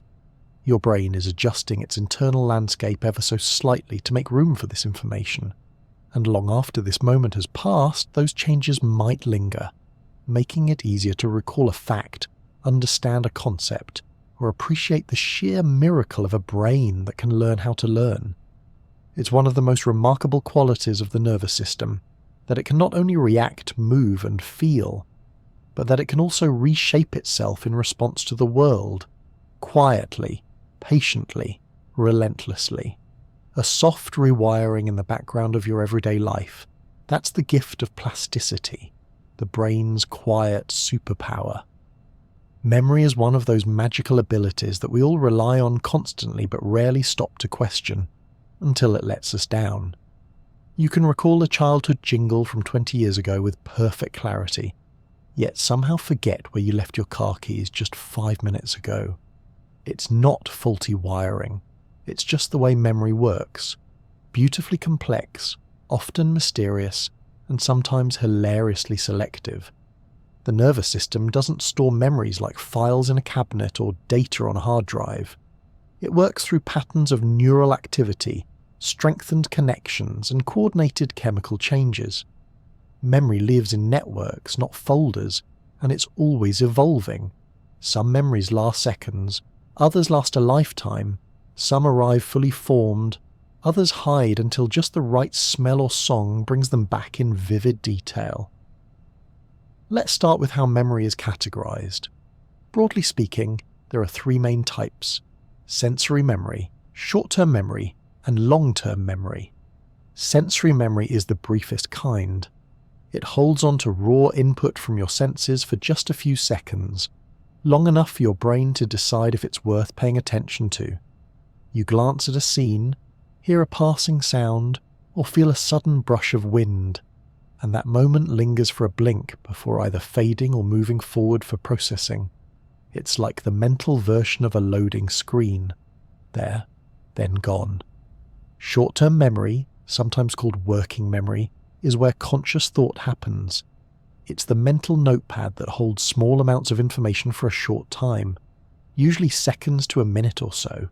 It's how you remember a phone number long enough to dial it, or keep track of which cupboard you just opened while looking for the cinnamon. On average, most people can hold about 7 bits of information in short-term memory, give or take 2, which is why phone numbers were originally designed with around that many digits. Working memory is flexible. It's not just for storage, but for juggling ideas, solving problems, and keeping track of what's happening in real time.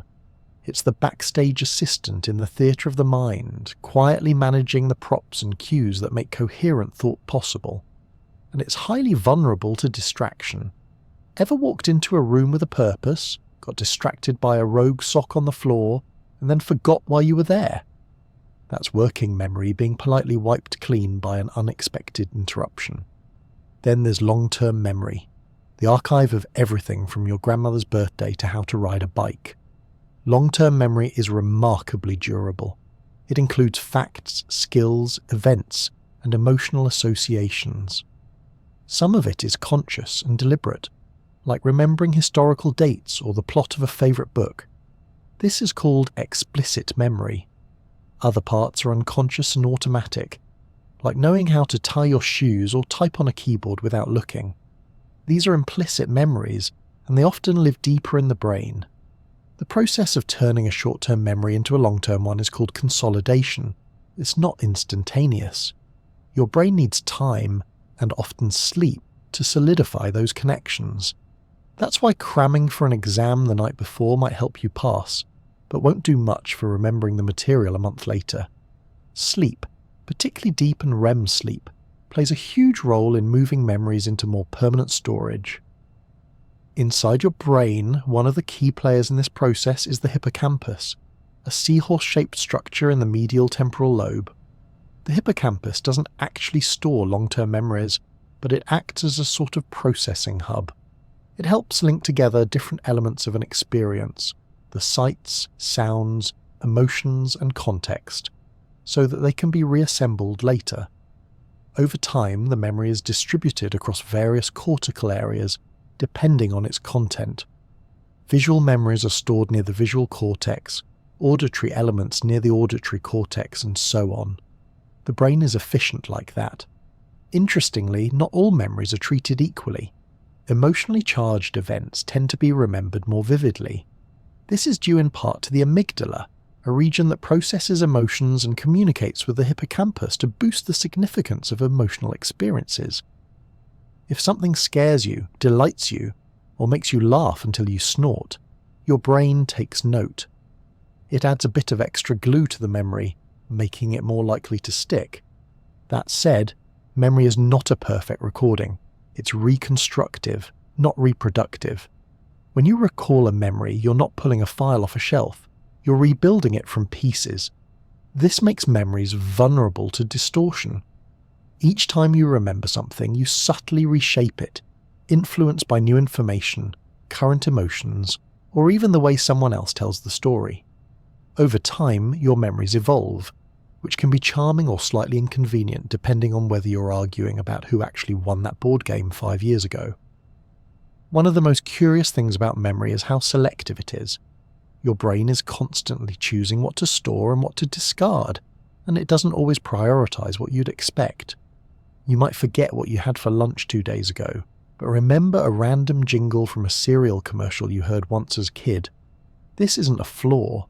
It's a reflection of how the brain weighs relevance, repetition, emotional impact, and context. Forgetting in many cases is not a bug but a feature. It helps clear out unneeded clutter, allows you to focus on new information, and even protects you from being overwhelmed by emotional overload. The brain uses processes like synaptic weakening and interference, where new information overwrites older data, to manage its memory load.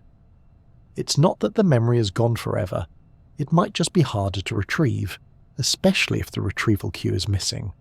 Which brings us to the keys. Why do we so often forget where we put them? The answer is usually attention, not memory. If you set your keys down while distracted, maybe talking, checking your phone, or thinking about something else, your brain doesn't tag the event as important. It gets filed under not worth remembering, and later, when you try to retrieve the memory, there's nothing solid to grab onto. This is why making habits, like always placing your keys in the same spot, helps. It offloads memory into routine. There are also practical techniques to boost memory.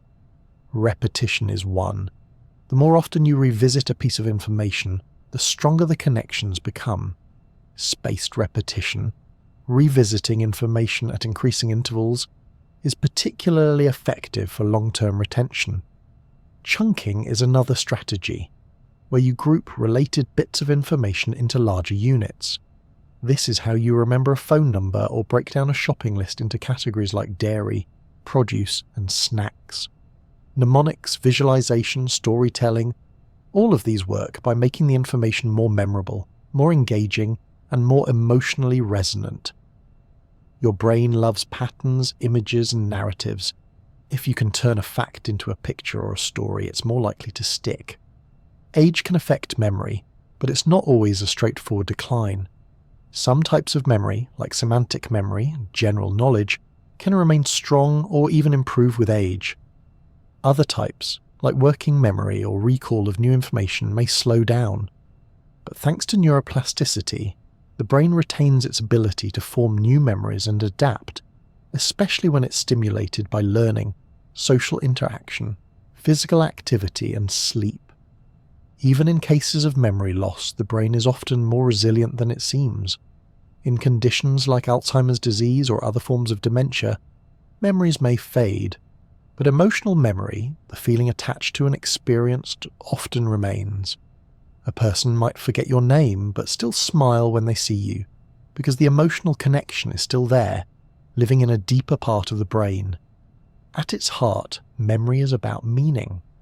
The brain remembers what matters, whether it's the face of someone you love, the smell of a childhood home, or the lyrics to that song you listened to on repeat during a particular summer.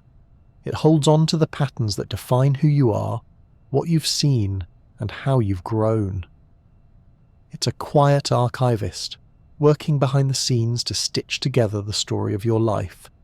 And every moment you spend remembering, every chuckle at an old photo, every name that dances just out of reach, every time you pause mid-sentence because something just slipped your mind, is a reminder of how dynamic, selective, and deeply human memory really is. It's not just storage. It's the thread that connects you to yourself.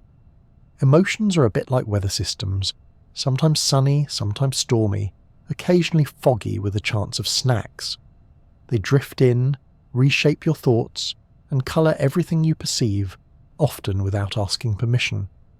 But while feelings can feel ephemeral or mysterious, their roots are deeply biological. They're orchestrated by your nervous system, shaped by evolution, guided by chemical messengers, and played out not just in your brain but throughout your entire body. At the centre of this emotional orchestra is a collection of brain structures known as the limbic system. The term limbic comes from the Latin word for border, because this system sits like a ring around the brainstem, where ancient survival systems meet newer thinking regions. It includes several key players: the amygdala, hippocampus, hypothalamus, and parts of the thalamus and cingulate cortex. Together, they form the core of your emotional processing network, The amygdala is perhaps the most famous member of this group, often referred to as the brain's fear center. But it does more than just raise alarms. It helps you detect threats, assess emotional salience, and attach feelings to memories. When something startles you, a sudden noise, a shadow in the corner, or an unexpected pop quiz, the amygdala springs into action, sounding the internal alarm system that prepares you for action. It's fast, efficient, and sometimes a little overzealous, which is why you might jump at a garden hose that vaguely resembles a snake. Meanwhile, the hippocampus is busy recording context. Where were you when that emotional event happened? What were you doing, smelling, hearing? It lays down the backdrop, allowing memories to be revisited later with vivid detail. That's why emotions are such powerful memory aids. They help stamp moments into the brain's record books. The hypothalamus, sitting just below the thalamus, is a tiny but mighty structure that links the nervous system to the endocrine system. When activated by emotional stimuli, it sends signals to the pituitary gland, which then releases hormones into the bloodstream. These hormones influence your body's responses, raising your heart rate, dilating your pupils, altering your digestion, all of which contribute to the physical feeling of emotion. This hormonal response is why emotions don't stay confined to the brain. They ripple through the body, influencing organs, muscles, and even your posture. Anxiety might tighten your stomach. Joy might give you a literal bounce in your step. Sadness can weigh down your shoulders. These aren't just poetic descriptions. They're physiological realities shaped by nerves, hormones, and feedback loops. The nervous system has two major branches involved in emotional regulation: the sympathetic and parasympathetic divisions of the autonomic nervous system. The sympathetic system prepares you for fight or flight, increasing heart rate, redirecting blood to muscles, slowing digestion. The parasympathetic system helps you rest, digest, and return to baseline. Emotions often arise from the balance between these two forces. For example, fear typically ramps up sympathetic activity. You might feel a racing heart, shallow breathing, cold hands, and a sudden need to scan your surroundings for exits. These are survival tools. Your body is preparing to either confront danger or escape it. Once the threat passes, the parasympathetic system works to calm things down. It slows your heart, relaxes your muscles, and tells your body, "We're okay now." But emotions are rarely that simple. Most feelings are blends. Fear mixed with excitement, sadness tinged with relief, happiness shaded by nostalgia. Your brain doesn't just flip one switch. It activates multiple regions, compares past experiences, reads social cues, and sometimes even consults your gut, quite literally. The enteric nervous system, often called the second brain, resides in your gastrointestinal tract and communicates closely with the central nervous system. This is why anxiety can cause stomach upset, and why you sometimes feel emotions in your belly before you fully understand them in your head. Chemicals also play a starring role. Neurotransmitters like dopamine, serotonin, norepinephrine, and oxytocin modulate emotional states in different ways. Dopamine is associated with reward and motivation. It spikes when you achieve a goal, eat something delicious, or get a compliment. Serotonin influences mood, sleep, and appetite, and is a major player in many antidepressant medications. Norepinephrine, like adrenaline, revs up alertness and arousal. Oxytocin is often dubbed the love hormone because it strengthens social bonds, trust, and attachment, released during hugs, eye contact, and those lovely moments when a dog looks at you like you're the center of the universe. These chemicals don't act in isolation. They interact in a constantly shifting neurochemical dance, influenced by genetics, environment, experience, and behavior. Even something as simple as taking a walk in nature, getting a good night's sleep, or hearing a favorite song can nudge your emotional chemistry in a different direction. Your brain is never emotionally neutral. It's always balancing and recalibrating. Interestingly, The prefrontal cortex, the more recently evolved part of the brain responsible for reasoning and decision-making, plays a key role in regulating emotion. It evaluates input from the limbic system and helps modulate responses. Should you panic at the spider on the windowsill or calmly escort it outside? The prefrontal cortex weighs in and ideally keeps the amygdala from hijacking the entire operation. In people with strong emotional regulation, this region tends to be especially active and well connected. Of course, emotion isn't always about threat or reward. It also plays a huge role in empathy, the ability to feel what others feel. Mirror neurons, first discovered in monkeys and later identified in humans, are specialized cells that fire both when you perform an action and when you observe someone else performing it. These neurons may help explain why we flinch when someone stubs their toe, or why a character's heartbreak in a film can leave us in tears. Social and cultural factors also shape how emotions are expressed and interpreted. Your brain comes with a universal emotional toolkit, but it's fine-tuned by upbringing, language, and social norms. A smile means joy in most cultures, but the way we express grief, anger, or embarrassment can vary widely. Even how we describe emotions can influence how we feel them. Giving a name to a complex feeling can sometimes shrink it down to a more manageable size. Emotions also serve a powerful evolutionary function. Fear helps avoid danger. Anger protects boundaries. Sadness signals a need for support. Joy reinforces beneficial behaviors. Even guilt, uncomfortable as it is, helps maintain social harmony by nudging us to reflect and repair relationships. Emotions aren't just noise, they're data, and the nervous system is the instrument that decodes and broadcasts them. When things go awry, emotional regulation can become a challenge. Anxiety disorders, depression, mood swings, and emotional numbness can all reflect imbalances in the emotional network, whether due to neurotransmitter dysfunction, structural differences in brain regions, traumatic experiences, or chronic stress. But because the nervous system is plastic and responsive, therapy, medication, mindfulness, and social connection can often help rewire those circuits over time. Even the simple act of taking slow, deep breaths can calm the nervous system. It activates the vagus nerve, a major component of the parasympathetic system, which tells the brain, "We're safe, you can relax now." This creates a feedback loop that reduces heart rate, softens tension, and clears the emotional fog. Sometimes the most profound nervous system interventions are also the most gentle. What's most remarkable is how integrated all of this is. Emotions are not just brain states. They are full-body experiences shaped by history, chemistry, reflexes, memories, and context. You don't just think emotions, you feel them in your skin, your chest, your breath, your gut. Whether it's the warm glow of affection, the tight grip of fear, or the quiet ache of longing, every feeling is a symphony conducted by your nervous system. Sometimes loud and dramatic, other times subtle and slow. And like any good symphony, it doesn't just affect the players. It moves the audience, in this case you, in ways that can be profound, unpredictable, and deeply human. The lights go out. You crawl under the covers. Your eyes close.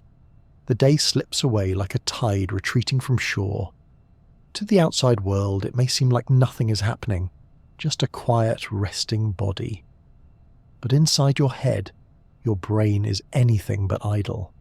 Sleep is not a passive shutdown. It's one of the most active and mysterious states your nervous system enters.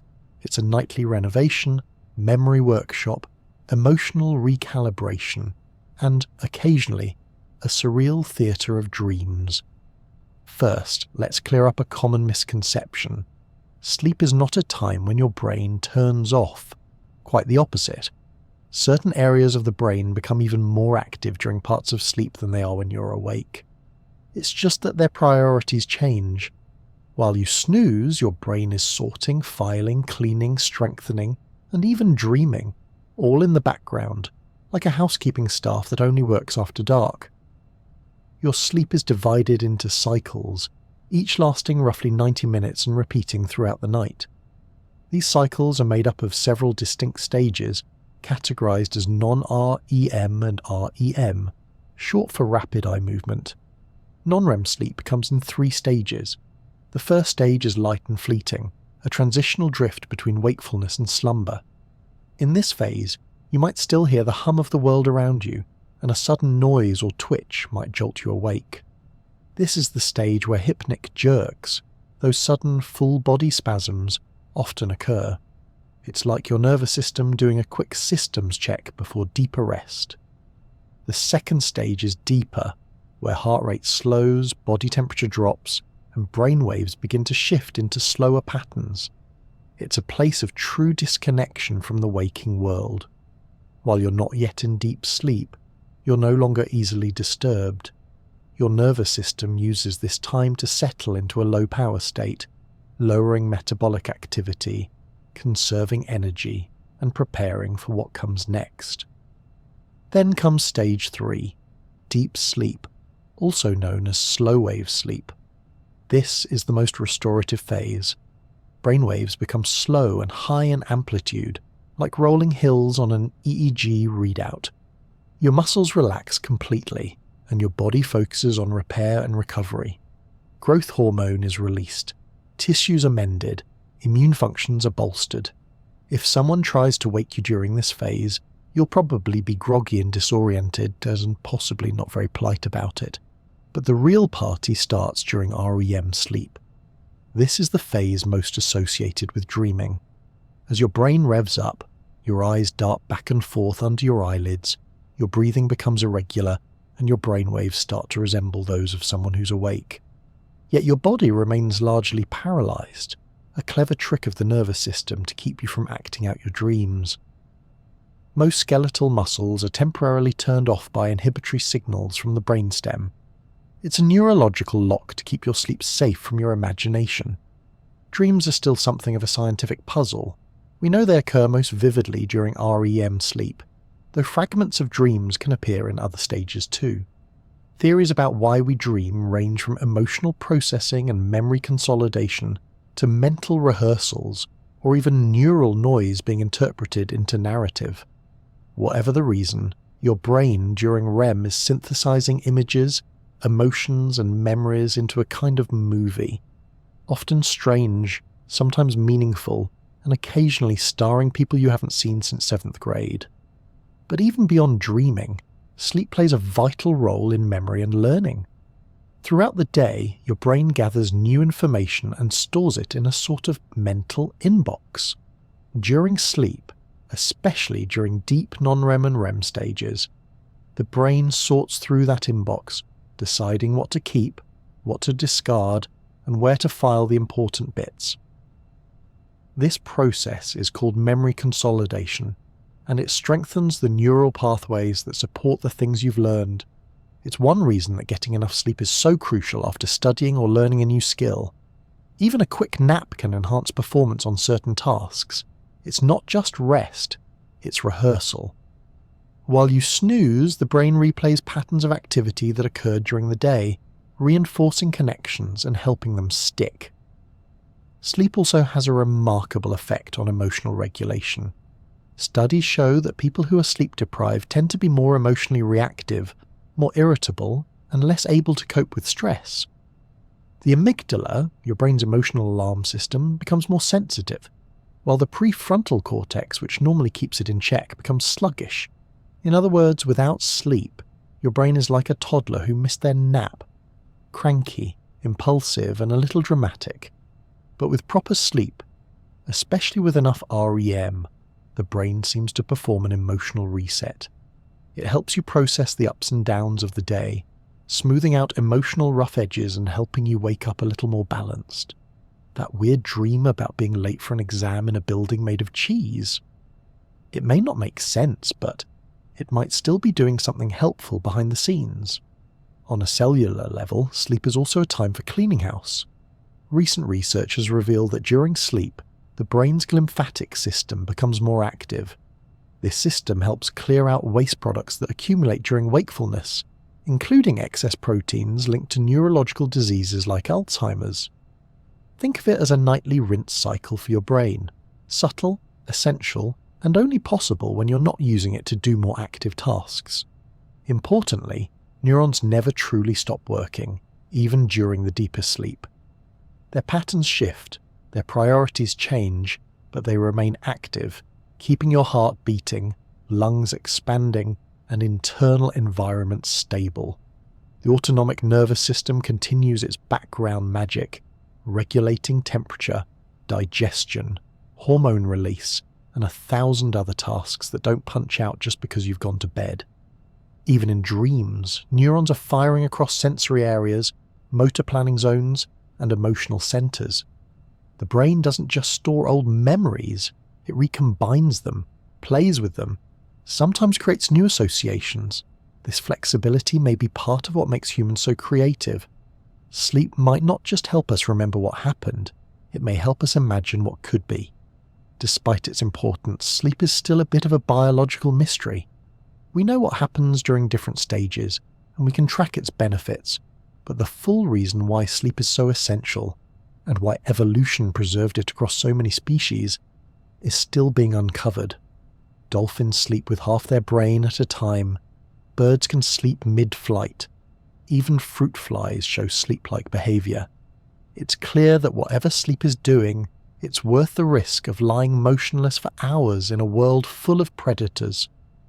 In humans, the effects of sleep deprivation are quick and profound. After just one sleepless night, attention, coordination, and memory begin to falter. Prolonged sleep loss affects metabolism, immune function, mood, and even gene expression. It's not just about feeling tired.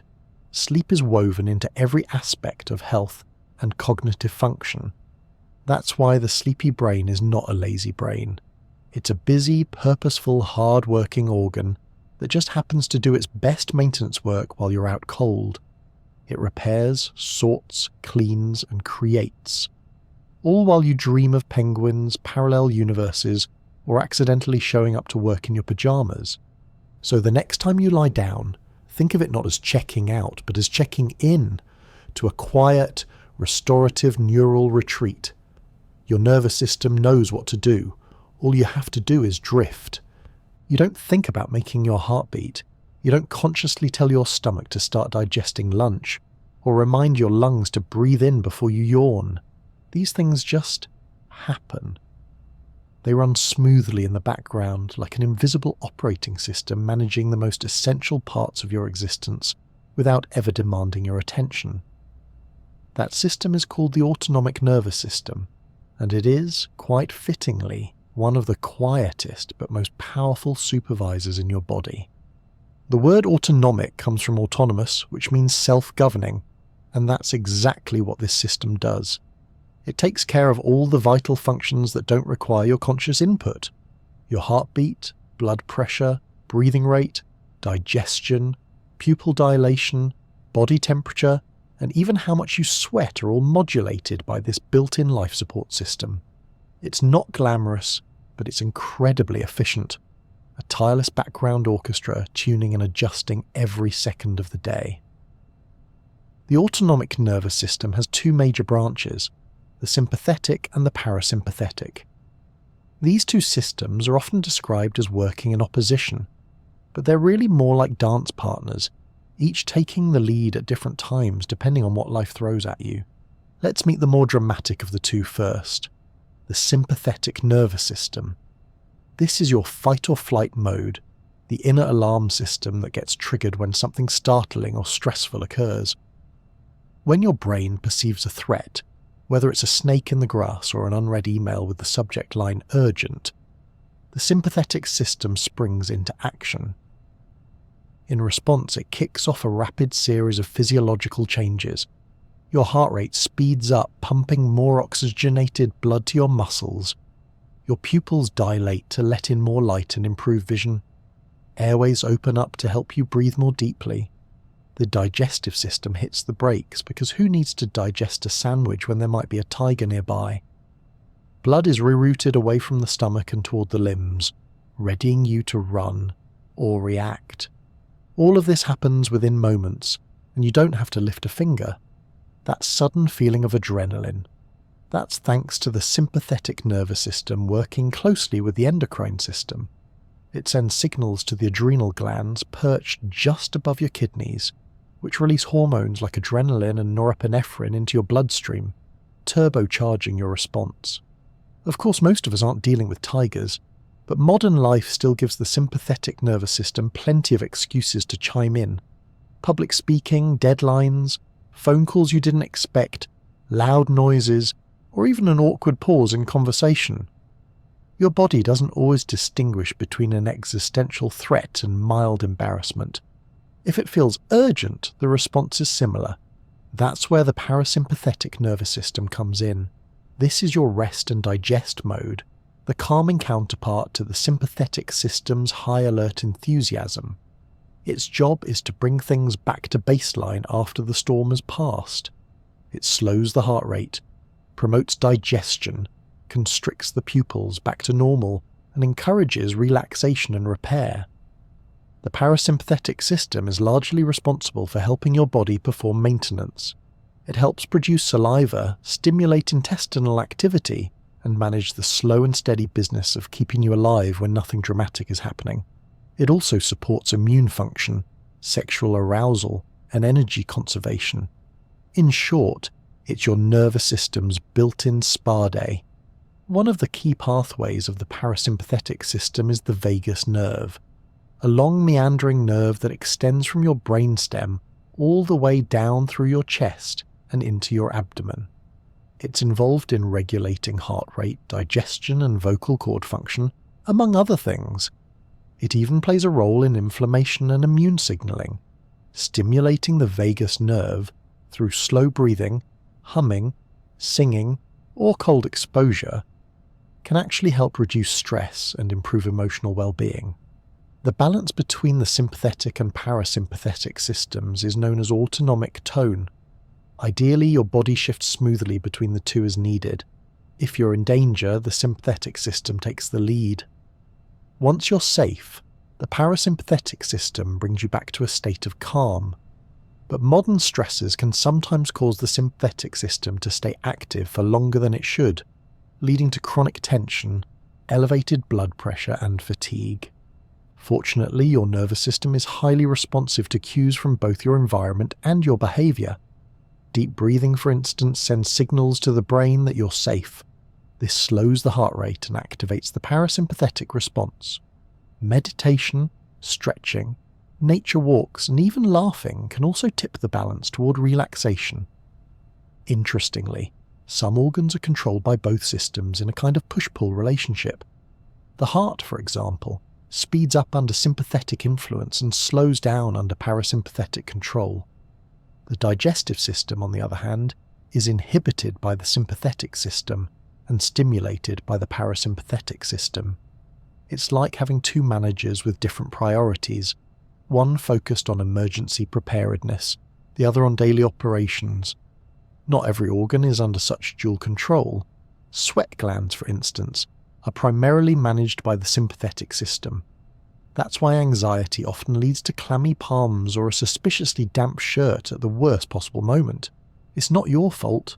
It's biology trying its best to keep you cool under pressure. The autonomic nervous system also plays a crucial role during sleep. As you begin to drift off, parasympathetic activity increases, helping your body wind down. Heart rate slows, blood pressure drops, and digestion resumes its unhurried rhythm. If something wakes you suddenly, a noise, a bad dream, or a mystery bump in the night, the sympathetic system can kick in almost instantly, bringing you to alertness before you're even fully aware of what's happening. Another fascinating feature of the autonomic system is its involvement in emotional responses. Think about blushing, a flushed face during anger, a lump in your throat when you're sad, or butterflies in your stomach before a big moment. These are visceral expressions of emotional states, routed through autonomic pathways. The nervous system doesn't just manage your body, it expresses your inner world through it. Disorders of the autonomic nervous system, while rare, can have wide-ranging effects. Conditions like dysautonomia, orthostatic hypotension, or vasovagal syncope involve disruptions in autonomic regulation. These can cause symptoms like dizziness, fainting, abnormal heart rates, and difficulties with temperature control or digestion. Because the autonomic system touches so many body systems, even minor dysfunctions can be disruptive. Yet most of the time, this system functions quietly and flawlessly, keeping you balanced between action and rest, danger and safety, tension and release. It's the part of the nervous system that never takes a bow, never demands applause, but still deserves a standing ovation. So the next time you find your heart racing, your breath quickening, or your shoulders relaxing after a deep exhale, remember, your autonomic nervous system is hard at work behind the scenes. It's the silent supervisor, always listening, always adjusting, always keeping you just the right amount of ready. Not too tense, not too loose, just enough to keep you alive and responsive, whether you're running from imaginary tigers or enjoying a very real nap.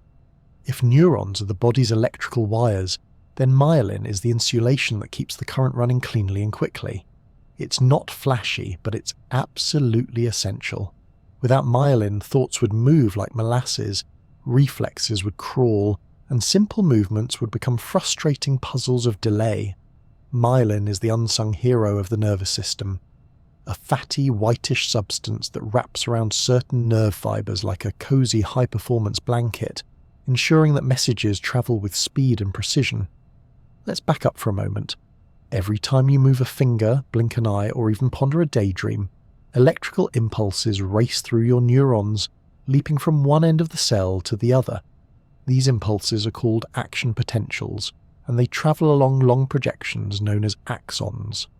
For some neurons, those axons can stretch surprisingly far, several feet in fact, especially in motor neurons that run from the spinal cord down to the toes.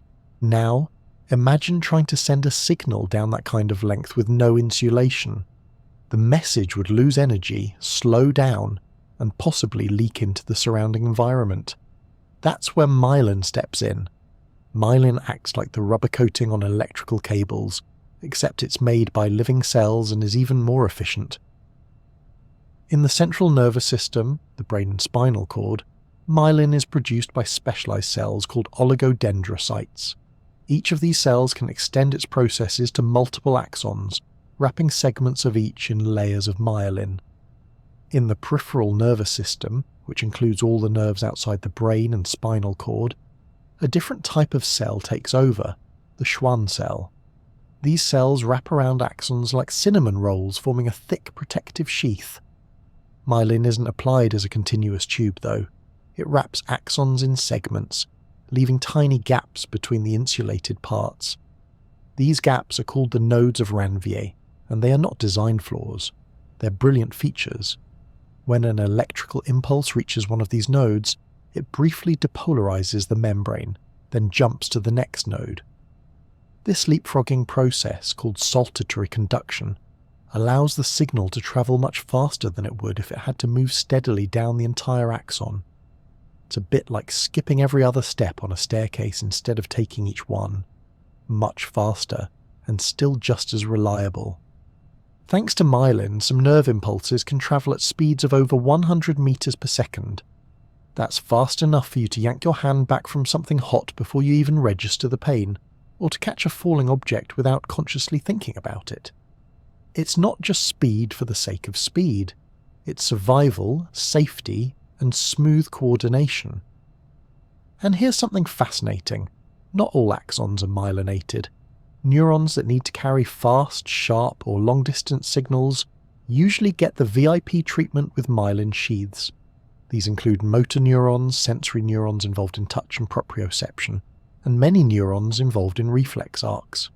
But other neurons, particularly those involved in slower or more diffuse signaling, remain unmyelinated or only lightly coated. Pain signals, for example, often travel along thinner, unmyelinated fibers, which is why the burning ache of an injury may arrive moments after the initial sharp jab. The nervous system knows how to prioritize traffic. Myelin isn't fully formed at birth. In fact, much of the process of myelination happens after birth and continues well into young adulthood. This slow, staggered development is why babies don't pop out doing algebra or acrobatics. The nervous system needs time to wire itself efficiently. You can see this progression in action as babies learn to crawl, walk, talk, and eventually master things like shoelaces and sarcasm. Myelin is what turns those early wobbles into smooth, controlled movement and refined cognitive skill. But like all biological systems, myelin can be vulnerable. One condition that brings this into sharp focus is multiple sclerosis, or MS. This is a chronic illness in which the immune system mistakenly attacks the myelin in the central nervous system. When the myelin sheath is damaged, the electrical signals along the axon become slowed or disrupted, like a frayed wire that can no longer carry current properly. This can lead to a wide range of symptoms depending on which areas are affected. In MS, the symptoms can vary from person to person. Some may experience muscle weakness or coordination problems, while others might notice blurred vision, fatigue, numbness, or cognitive changes. These symptoms can come and go, flare up unexpectedly, or gradually worsen. It's a condition that reminds us just how vital and fragile myelin really is. When myelin is damaged, the body attempts to repair it. Oligodendrocytes can sometimes regenerate lost myelin, especially in the early stages of the disease. But over time, if the damage is repeated or widespread, the axons themselves can become injured, leading to more permanent neurological deficits. Research is ongoing into how to protect, regenerate, or replace myelin, an area full of both challenges and hope. Beyond multiple sclerosis, other conditions can also affect myelin. Some genetic disorders, like leukodystrophies, disrupt the formation of myelin in children. Certain toxins, vitamin deficiencies, and infections can also damage myelin or interfere with its maintenance.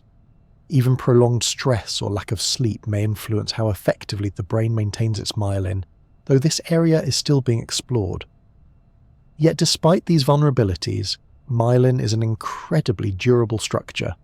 In most people, it lasts a lifetime, faithfully wrapping and maintaining nerve fibers across billions of signals a day.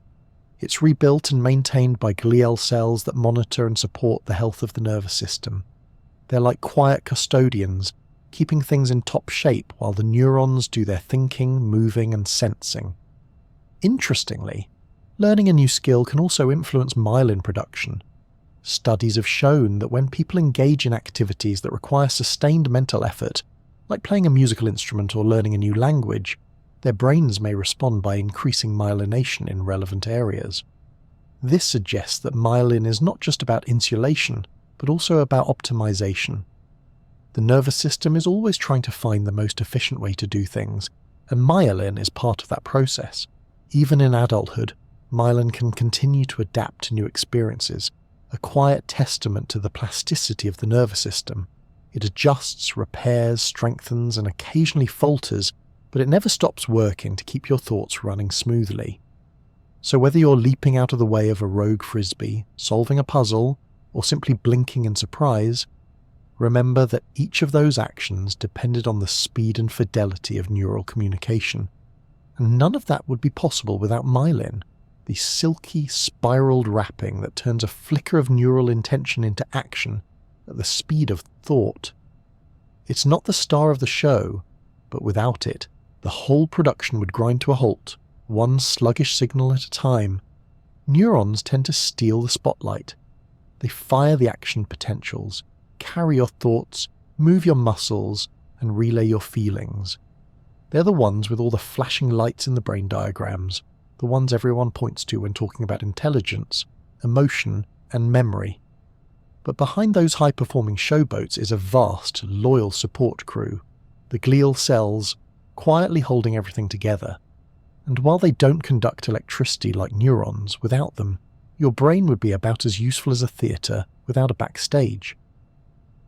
The name Glia comes from the Greek word for glue, which gives a rather humble impression, as though they're just there to keep things stuck in place. But that's like saying a city sanitation department just takes out the trash. In reality, glial cells do everything from regulating blood flow and delivering nutrients to repairing injury, pruning synapses, and even influencing how neurons communicate. They are the architects, janitors, nurses, and electricians of the nervous system, and they outnumber neurons by a significant margin. Let's start with astrocytes, named for their star-shaped appearance under the microscope. These cells are the multitaskers of the brain. They maintain the chemical balance around neurons, mop up excess neurotransmitters, regulate ions, and help guide developing neurons during early brain growth. They're the kind of colleague who restocks the coffee, rewires your desk lamp, fixes the thermostat, and still remembers your birthday. Astrocytes also form part of the blood-brain barrier, a semi-permeable shield that controls what substances in the blood are allowed into the brain's delicate environment. This is a vital job. The brain needs a constant supply of oxygen and glucose, but it also needs protection from toxins, pathogens, and certain chemicals that could throw off its finely tuned chemistry. Astrocytes help regulate what gets in, keeping the peace at the border. And when injury strikes, a concussion, a stroke, or a rogue virus, astrocytes leap into action. They swell, change shape, and form a kind of scar tissue around the damaged area. This can be both helpful and problematic. It seals off the danger zone, but sometimes interferes with regrowth. Still, they're doing their best under pressure, trying to manage damage while keeping the rest of the brain running smoothly. Then there are the microglia, the brain's own personal immune force. These are the smallest of the glial cells, but they pack a punch. Constantly patrolling the nervous system, they look for signs of trouble, dead cells, foreign invaders, or proteins that don't belong. When they find something suspicious, they respond swiftly, engulfing and digesting the threat in a process called phagocytosis. It's not glamorous, but it's absolutely critical. Microglia also help during development by trimming synapses. When the brain is forming, it tends to create far more connections than it actually needs. Microglia act like sculptors, carving away the extra connections to refine and streamline the network. This synaptic pruning continues into adolescence and plays a key role in shaping how your brain functions. Interestingly, researchers have discovered that microglia are sensitive not only to injury and infection, but also to stress, sleep deprivation, and chronic inflammation. When overstimulated, they can become overzealous, contributing to conditions like neurodegenerative disease or chronic pain. Like many things in biology, balance is everything. Even the immune cells of the brain need to know when to act and when to stand down. Next on the roster are the oligodendrocytes, which are arguably the most fashion-forward of the glial world, given their talent for wrapping axons in myelin. Each oligodendrocyte can extend multiple arms to different neurons, sheathing segments of axons in thick, fatty insulation. This insulation speeds up the transmission of electrical signals, like fiber optic cables laid across a city, ensuring that messages arrive quickly and clearly. The importance of myelin is hard to overstate. Without it, thoughts would crawl, reflexes would falter, and coordinated movement would be an exhausting mess. Oligodendrocytes don't just install this insulation, they maintain it, checking for damage and making repairs as needed. They are the quiet maintenance workers behind the scenes, ensuring the brain's messages travel at top speed. In the peripheral nervous system, their role is played by Schwann cells. These operate much the same way, but with a more one-to-one relationship. Each Schwann cell wraps around a single segment of a single axon. They also assist in regeneration. If a nerve is damaged outside the brain and spinal cord, Schwann cells can help guide the regrowth process. That's part of why peripheral nerves can sometimes recover after injury, whereas central nervous system damage is usually more permanent. But glial support doesn't stop there. There are also ependymal cells, which line the ventricles of the brain and help produce cerebrospinal fluid, the clear liquid that cushions the brain, removes waste, and keeps things chemically balanced. It's like the brain's private spa, refreshed and circulated thanks to these modest but important cells. All of these glial cells work together in intricate harmony. While neurons may get the headlines for forming memories, generating thoughts, and controlling movement, they rely entirely on glial support. Neurons are needy. They require constant nourishment, protection from chemical imbalances, stable temperature, and timely cleanups of their waste. Glia provide all of that, and more. In recent years, the view of glial cells has shifted dramatically. They're no longer seen as just support staff, but as active participants in neural function. Astrocytes, for example, are now known to influence synaptic transmission. They release their own signaling molecules, sometimes referred to as gliotransmitters, that can modulate how neurons fire and communicate. Glia also seem to play a role in learning and memory. Some studies suggest that the interaction between neurons and astrocytes affects how long-term memories are stored and recalled. It's a partnership, not a solo act. Like any well-run system, the brain depends on collaboration, and glia are deeply involved in the choreography. Even in mental health, glial cells are gaining attention.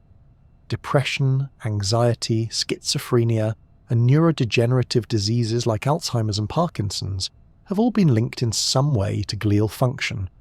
Whether it's inflammation from overactive microglia or disrupted communication from damaged oligodendrocytes, the quiet work of glia can have profound effects when things go wrong. There's also something poetically reassuring about glia. They don't demand the spotlight, they don't fire action potentials or make bold decisions, but they are absolutely essential, showing up day after day, regulating, supporting, and cleaning up.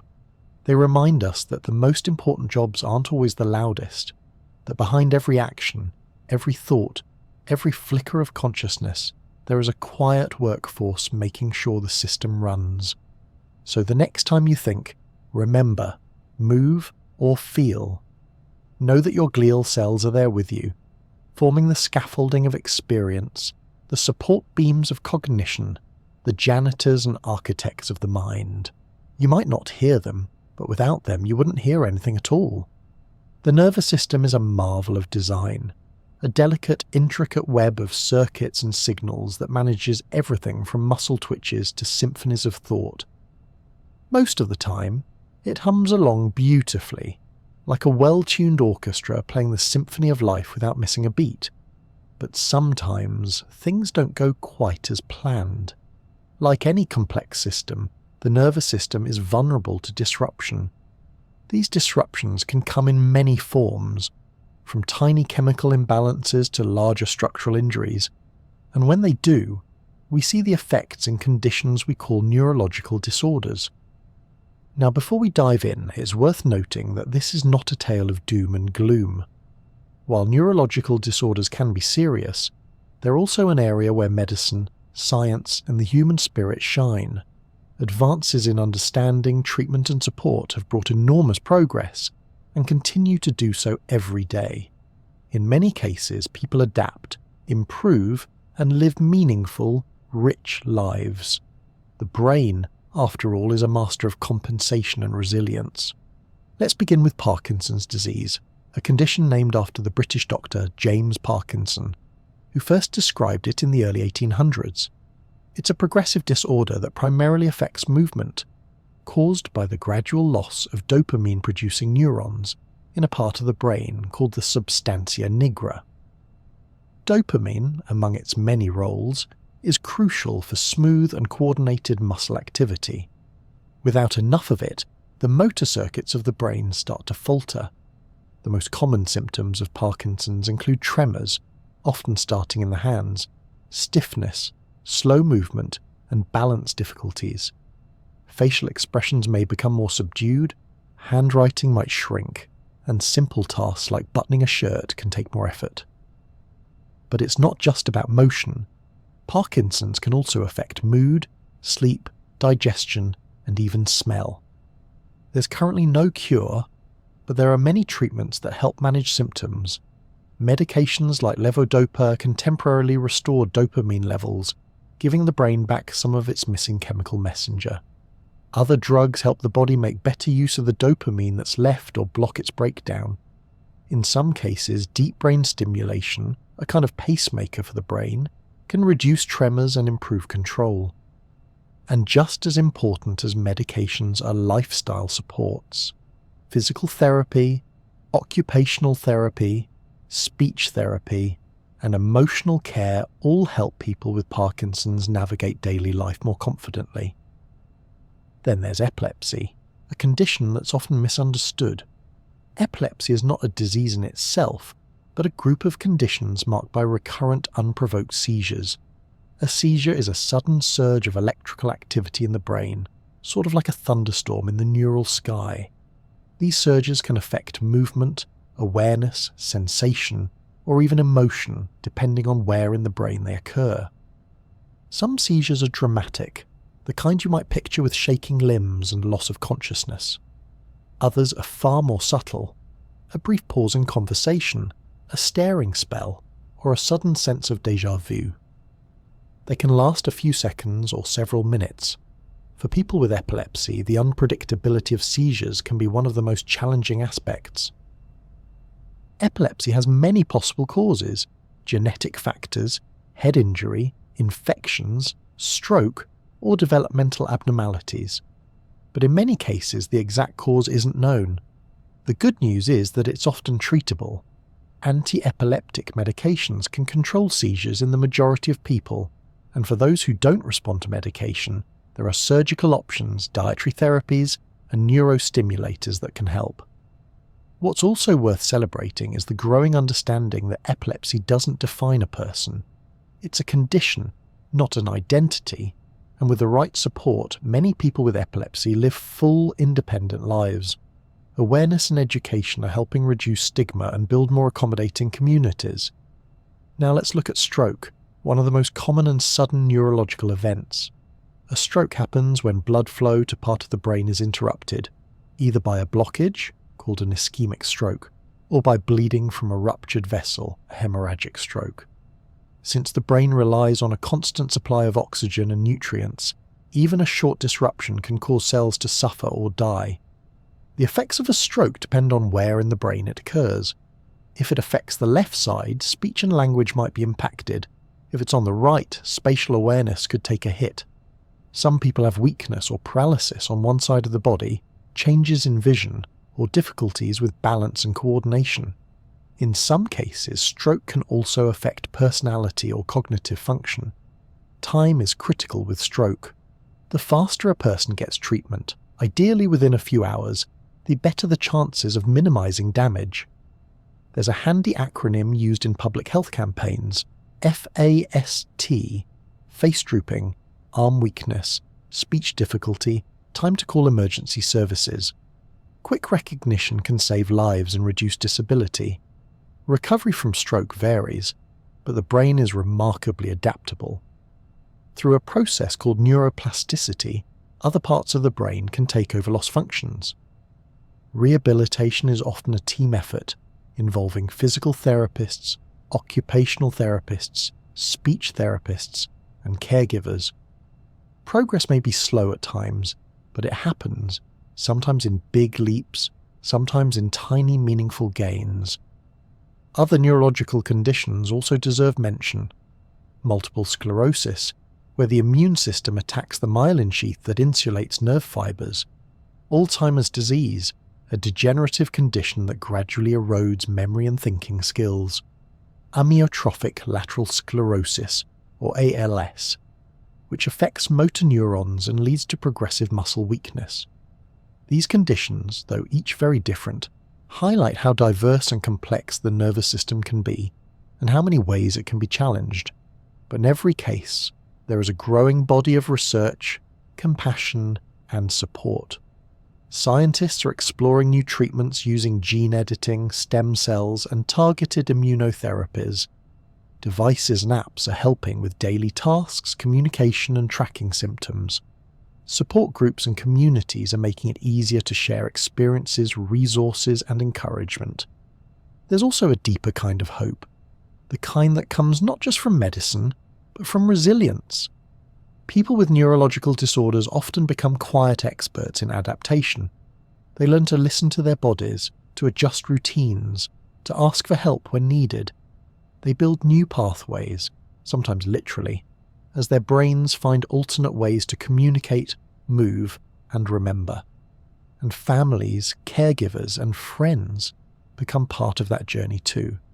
It's a reminder that the nervous system isn't just a collection of cells, it's a living network of connection, not only within the body but between people. Even when the system breaks, there's beauty in how it tries to heal, in how it rewires, finds workarounds, and adapts. In the small victories, a steady hand, a recalled word, a walk across the room, in the dignity of persistence, in the quiet strength it takes to live with uncertainty. So while neurological disorders can be serious and sometimes frightening, they're also a testament to just how astonishing the nervous system is. Not because it's perfect, but because of how much it can endure, how much it can adapt, and how many people are working to understand it better every day. There's always more to learn, always more hope to be found, and always more stories of courage, creativity, and the remarkable resilience of the human mind. The nervous system has always been quietly extraordinary, a humming network of connections managing everything from your morning stretch to your deepest thoughts. But what if this quiet system could one day be upgraded? Not in the science fiction sense of downloading kung fu into your brain or installing Bluetooth in your cerebellum, although who knows, but through real advances that restore, enhance, and maybe even extend the nervous system's abilities in ways once thought impossible. We're living in an age where science is beginning to tap directly into the brain's electrical language, and the results so far have been nothing short of astonishing. Let's start with brain-computer interfaces, or BCIs. These are systems that allow direct communication between the brain and an external device. No keyboard, no mouse, no voice commands, just thought. At their simplest, BCIs use sensors to detect patterns of electrical activity from the brain, translate those patterns into digital signals, and use them to control something: a robotic arm, a computer cursor, a speech synthesizer, or even a drone. Yes, people have literally flown drones with their minds. One of the most promising applications of BCIs is restoring movement and communication for people with paralysis or locked-in syndrome. In some remarkable cases, individuals have used implanted electrodes to type out messages, control wheelchairs, or even grasp objects using robotic limbs that respond to their neural signals. The systems aren't perfect yet. They can be slow, require training, and rely on advanced hardware. But the progress has been faster than many expected. One reason this works is that the brain, even when disconnected from the body, continues to issue motor commands. For example, someone who's lost the ability to move their hand can still think about moving it, and the motor cortex still lights up as if the hand were obeying. BCIs tap into those signals and redirect them elsewhere. It's a bit like rerouting traffic when a bridge is out. The brain says, "Move," and the system says, "Got it. Let's find another way." Researchers are also exploring the reverse, feeding information into the brain. Sensory prosthetics such as artificial retinas or cochlear implants already do this to some extent. These devices capture visual or auditory data and convert it into electrical signals that the brain can interpret. The results vary, but many people with cochlear implants, for example, are able to hear well enough to understand speech, music, and environmental sounds. A true marvel of neuroengineering. In the visual realm, efforts are underway to develop retinal implants and even direct stimulation of the visual cortex to restore sight. It's early days, but the idea of restoring vision, even partially, to those who are blind is no longer just a dream. And some researchers are asking, if we can restore basic vision, could we eventually create entirely new kinds of perception? Infrared sight, ultraviolet awareness, or even sensory input from remote environments. The nervous system may not be limited to its factory settings forever. Another groundbreaking area is neuroprosthetics, artificial limbs or devices that interface with the nervous system to restore movement and sensation. These are not just robotic limbs controlled by external buttons or switches. The most advanced versions connect to nerves or muscles directly, allowing users to move them using natural signals and, in some cases, even feel touch or pressure. This feedback loop, movement and sensation is key to making a prosthetic feel like a part of the body rather than a tool. Some new prosthetics can transmit sensory information back into the peripheral nerves, tricking the brain into believing the sensation is coming from a real hand or foot. It's not quite indistinguishable from the original, but it's close enough to change lives. In clinical neuroscience, there's also growing interest in using electrical stimulation to treat conditions like Parkinson's disease, depression, and epilepsy. Deep brain stimulation, where electrodes are implanted into specific brain regions, has helped thousands of people with Parkinson's reduce tremors and improve mobility. The technique delivers targeted pulses of electricity to regulate abnormal neural activity, like tuning a radio to a clearer signal. More recently, researchers have been experimenting with non-invasive brain stimulation techniques, such as transcranial magnetic stimulation and transcranial direct current stimulation. These approaches use magnets or small electrical currents on the scalp to modulate brain activity. They've shown promise in treating depression, anxiety, and even boosting cognitive performance in some cases, though the effects can vary and are still being carefully studied. Meanwhile, neurogenetics and stem cell therapy are opening doors that seemed sealed shut just a decade ago. By understanding the genetic basis of certain neurological conditions, scientists are exploring gene therapies that can fix faulty instructions at the source, and stem cells, capable of becoming many different types of cells, are being studied for their potential to replace damaged neurons, regenerate spinal cord tissue, or protect against neurodegeneration. There's even research into synthetic synapses, lab-made connections that mimic the properties of real ones. These could one day be used to repair or enhance neural circuits, or even to create hybrid brain-machine systems. It's still very theoretical, but it raises interesting questions about where biology ends and technology begins. On the horizon, we may also see more integration of neuroscience with artificial intelligence. AI can help decode complex brain activity, recognize patterns, and even adapt to a user's neural signals in real time. This could make BCIs faster, more intuitive, and more useful for everyday tasks. Think of a system that learns your mental rhythms and adjusts its behavior to suit your intent, sort of like having a highly empathetic co-pilot in your own mind. Of course, all this innovation comes with important ethical considerations. How much control should we have over brain activity? What does privacy look like when thoughts can be decoded by machines? How do we make these technologies safe, accessible, and respectful of individual autonomy? These are questions scientists, ethicists, and society at large are beginning to wrestle with. Not because we're already living in a world of mind-reading helmets, but because we're getting closer than most people realize. It's worth noting that not all future breakthroughs have to be high-tech. Some of the most powerful interventions may continue to be low-tech, high-impact practices like mindfulness, sleep hygiene, exercise, and connection with others, all of which promote neuroplasticity and support mental health. The future of the nervous system isn't just about replacing what's lost. It's also about nourishing what's already there. And even with all the gadgets, implants, and interfaces on the horizon, one truth remains beautifully unchanged. The human brain is already an incredible system. It grows, adapts, learns, dreams, and loves, all through soft tissue and electrical whispers. The technologies we develop will likely never replicate its full complexity, but they might help us heal it, support it, or communicate with it in ways we couldn't before. Imagine a future where a person with paralysis can type just by thinking, where a blind person can navigate a room through a synthetic visual signal, where depression is treated not just with medication but with personalized neural feedback, where aging brains are gently supported to retain memory and clarity longer. That future is not light years away.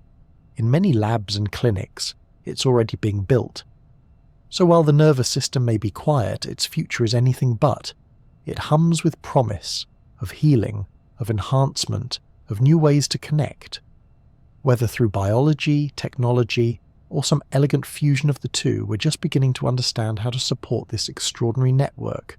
And who knows, one day, A thought alone might be all it takes to shape the world around us. As we come to the end of our quiet journey through the nervous system, take a moment to sit with the wonder of it all. Within you is a vast pulsing network, a symphony of cells, signals, and silent messages working tirelessly to carry your thoughts, shape your feelings, and move your body through the world. It does this without asking for praise or applause, without needing your conscious attention.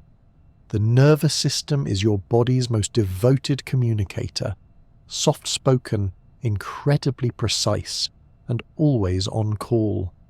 From the spark of a single neuron to the vast loops of emotion, memory, sensation, and sleep, every part of you is connected by this gentle electrical whisper. It holds your stories, your dreams, your reflexes, and your quiet moments of awe. It carries you through joy, through grief, through the ordinary rhythm of daily life. And somehow, it still finds time to let you laugh at a bad pun, jump at a surprise sneeze, or remember the smell of your grandmother's kitchen. All of this, every blink, breath, and bittersweet memory, is made possible by your nervous system quietly humming along in the background. So as you settle in for sleep, give a little gratitude to your inner circuitry. It has worked hard today, and tonight it will keep watch while you rest, replaying your memories, cleaning house, restoring balance, and preparing you for whatever tomorrow brings. If you enjoyed this gentle exploration of the brain's quiet magic, I'd be ever so grateful if you left a like or subscribe to The Sleepy Scientist. It helps more curious minds find their way here. And before you drift off, I'd love to know, where in the world are you listening from tonight? And what time is it where you are right now? Sleep well and may your neurons fire softly until morning. Good night.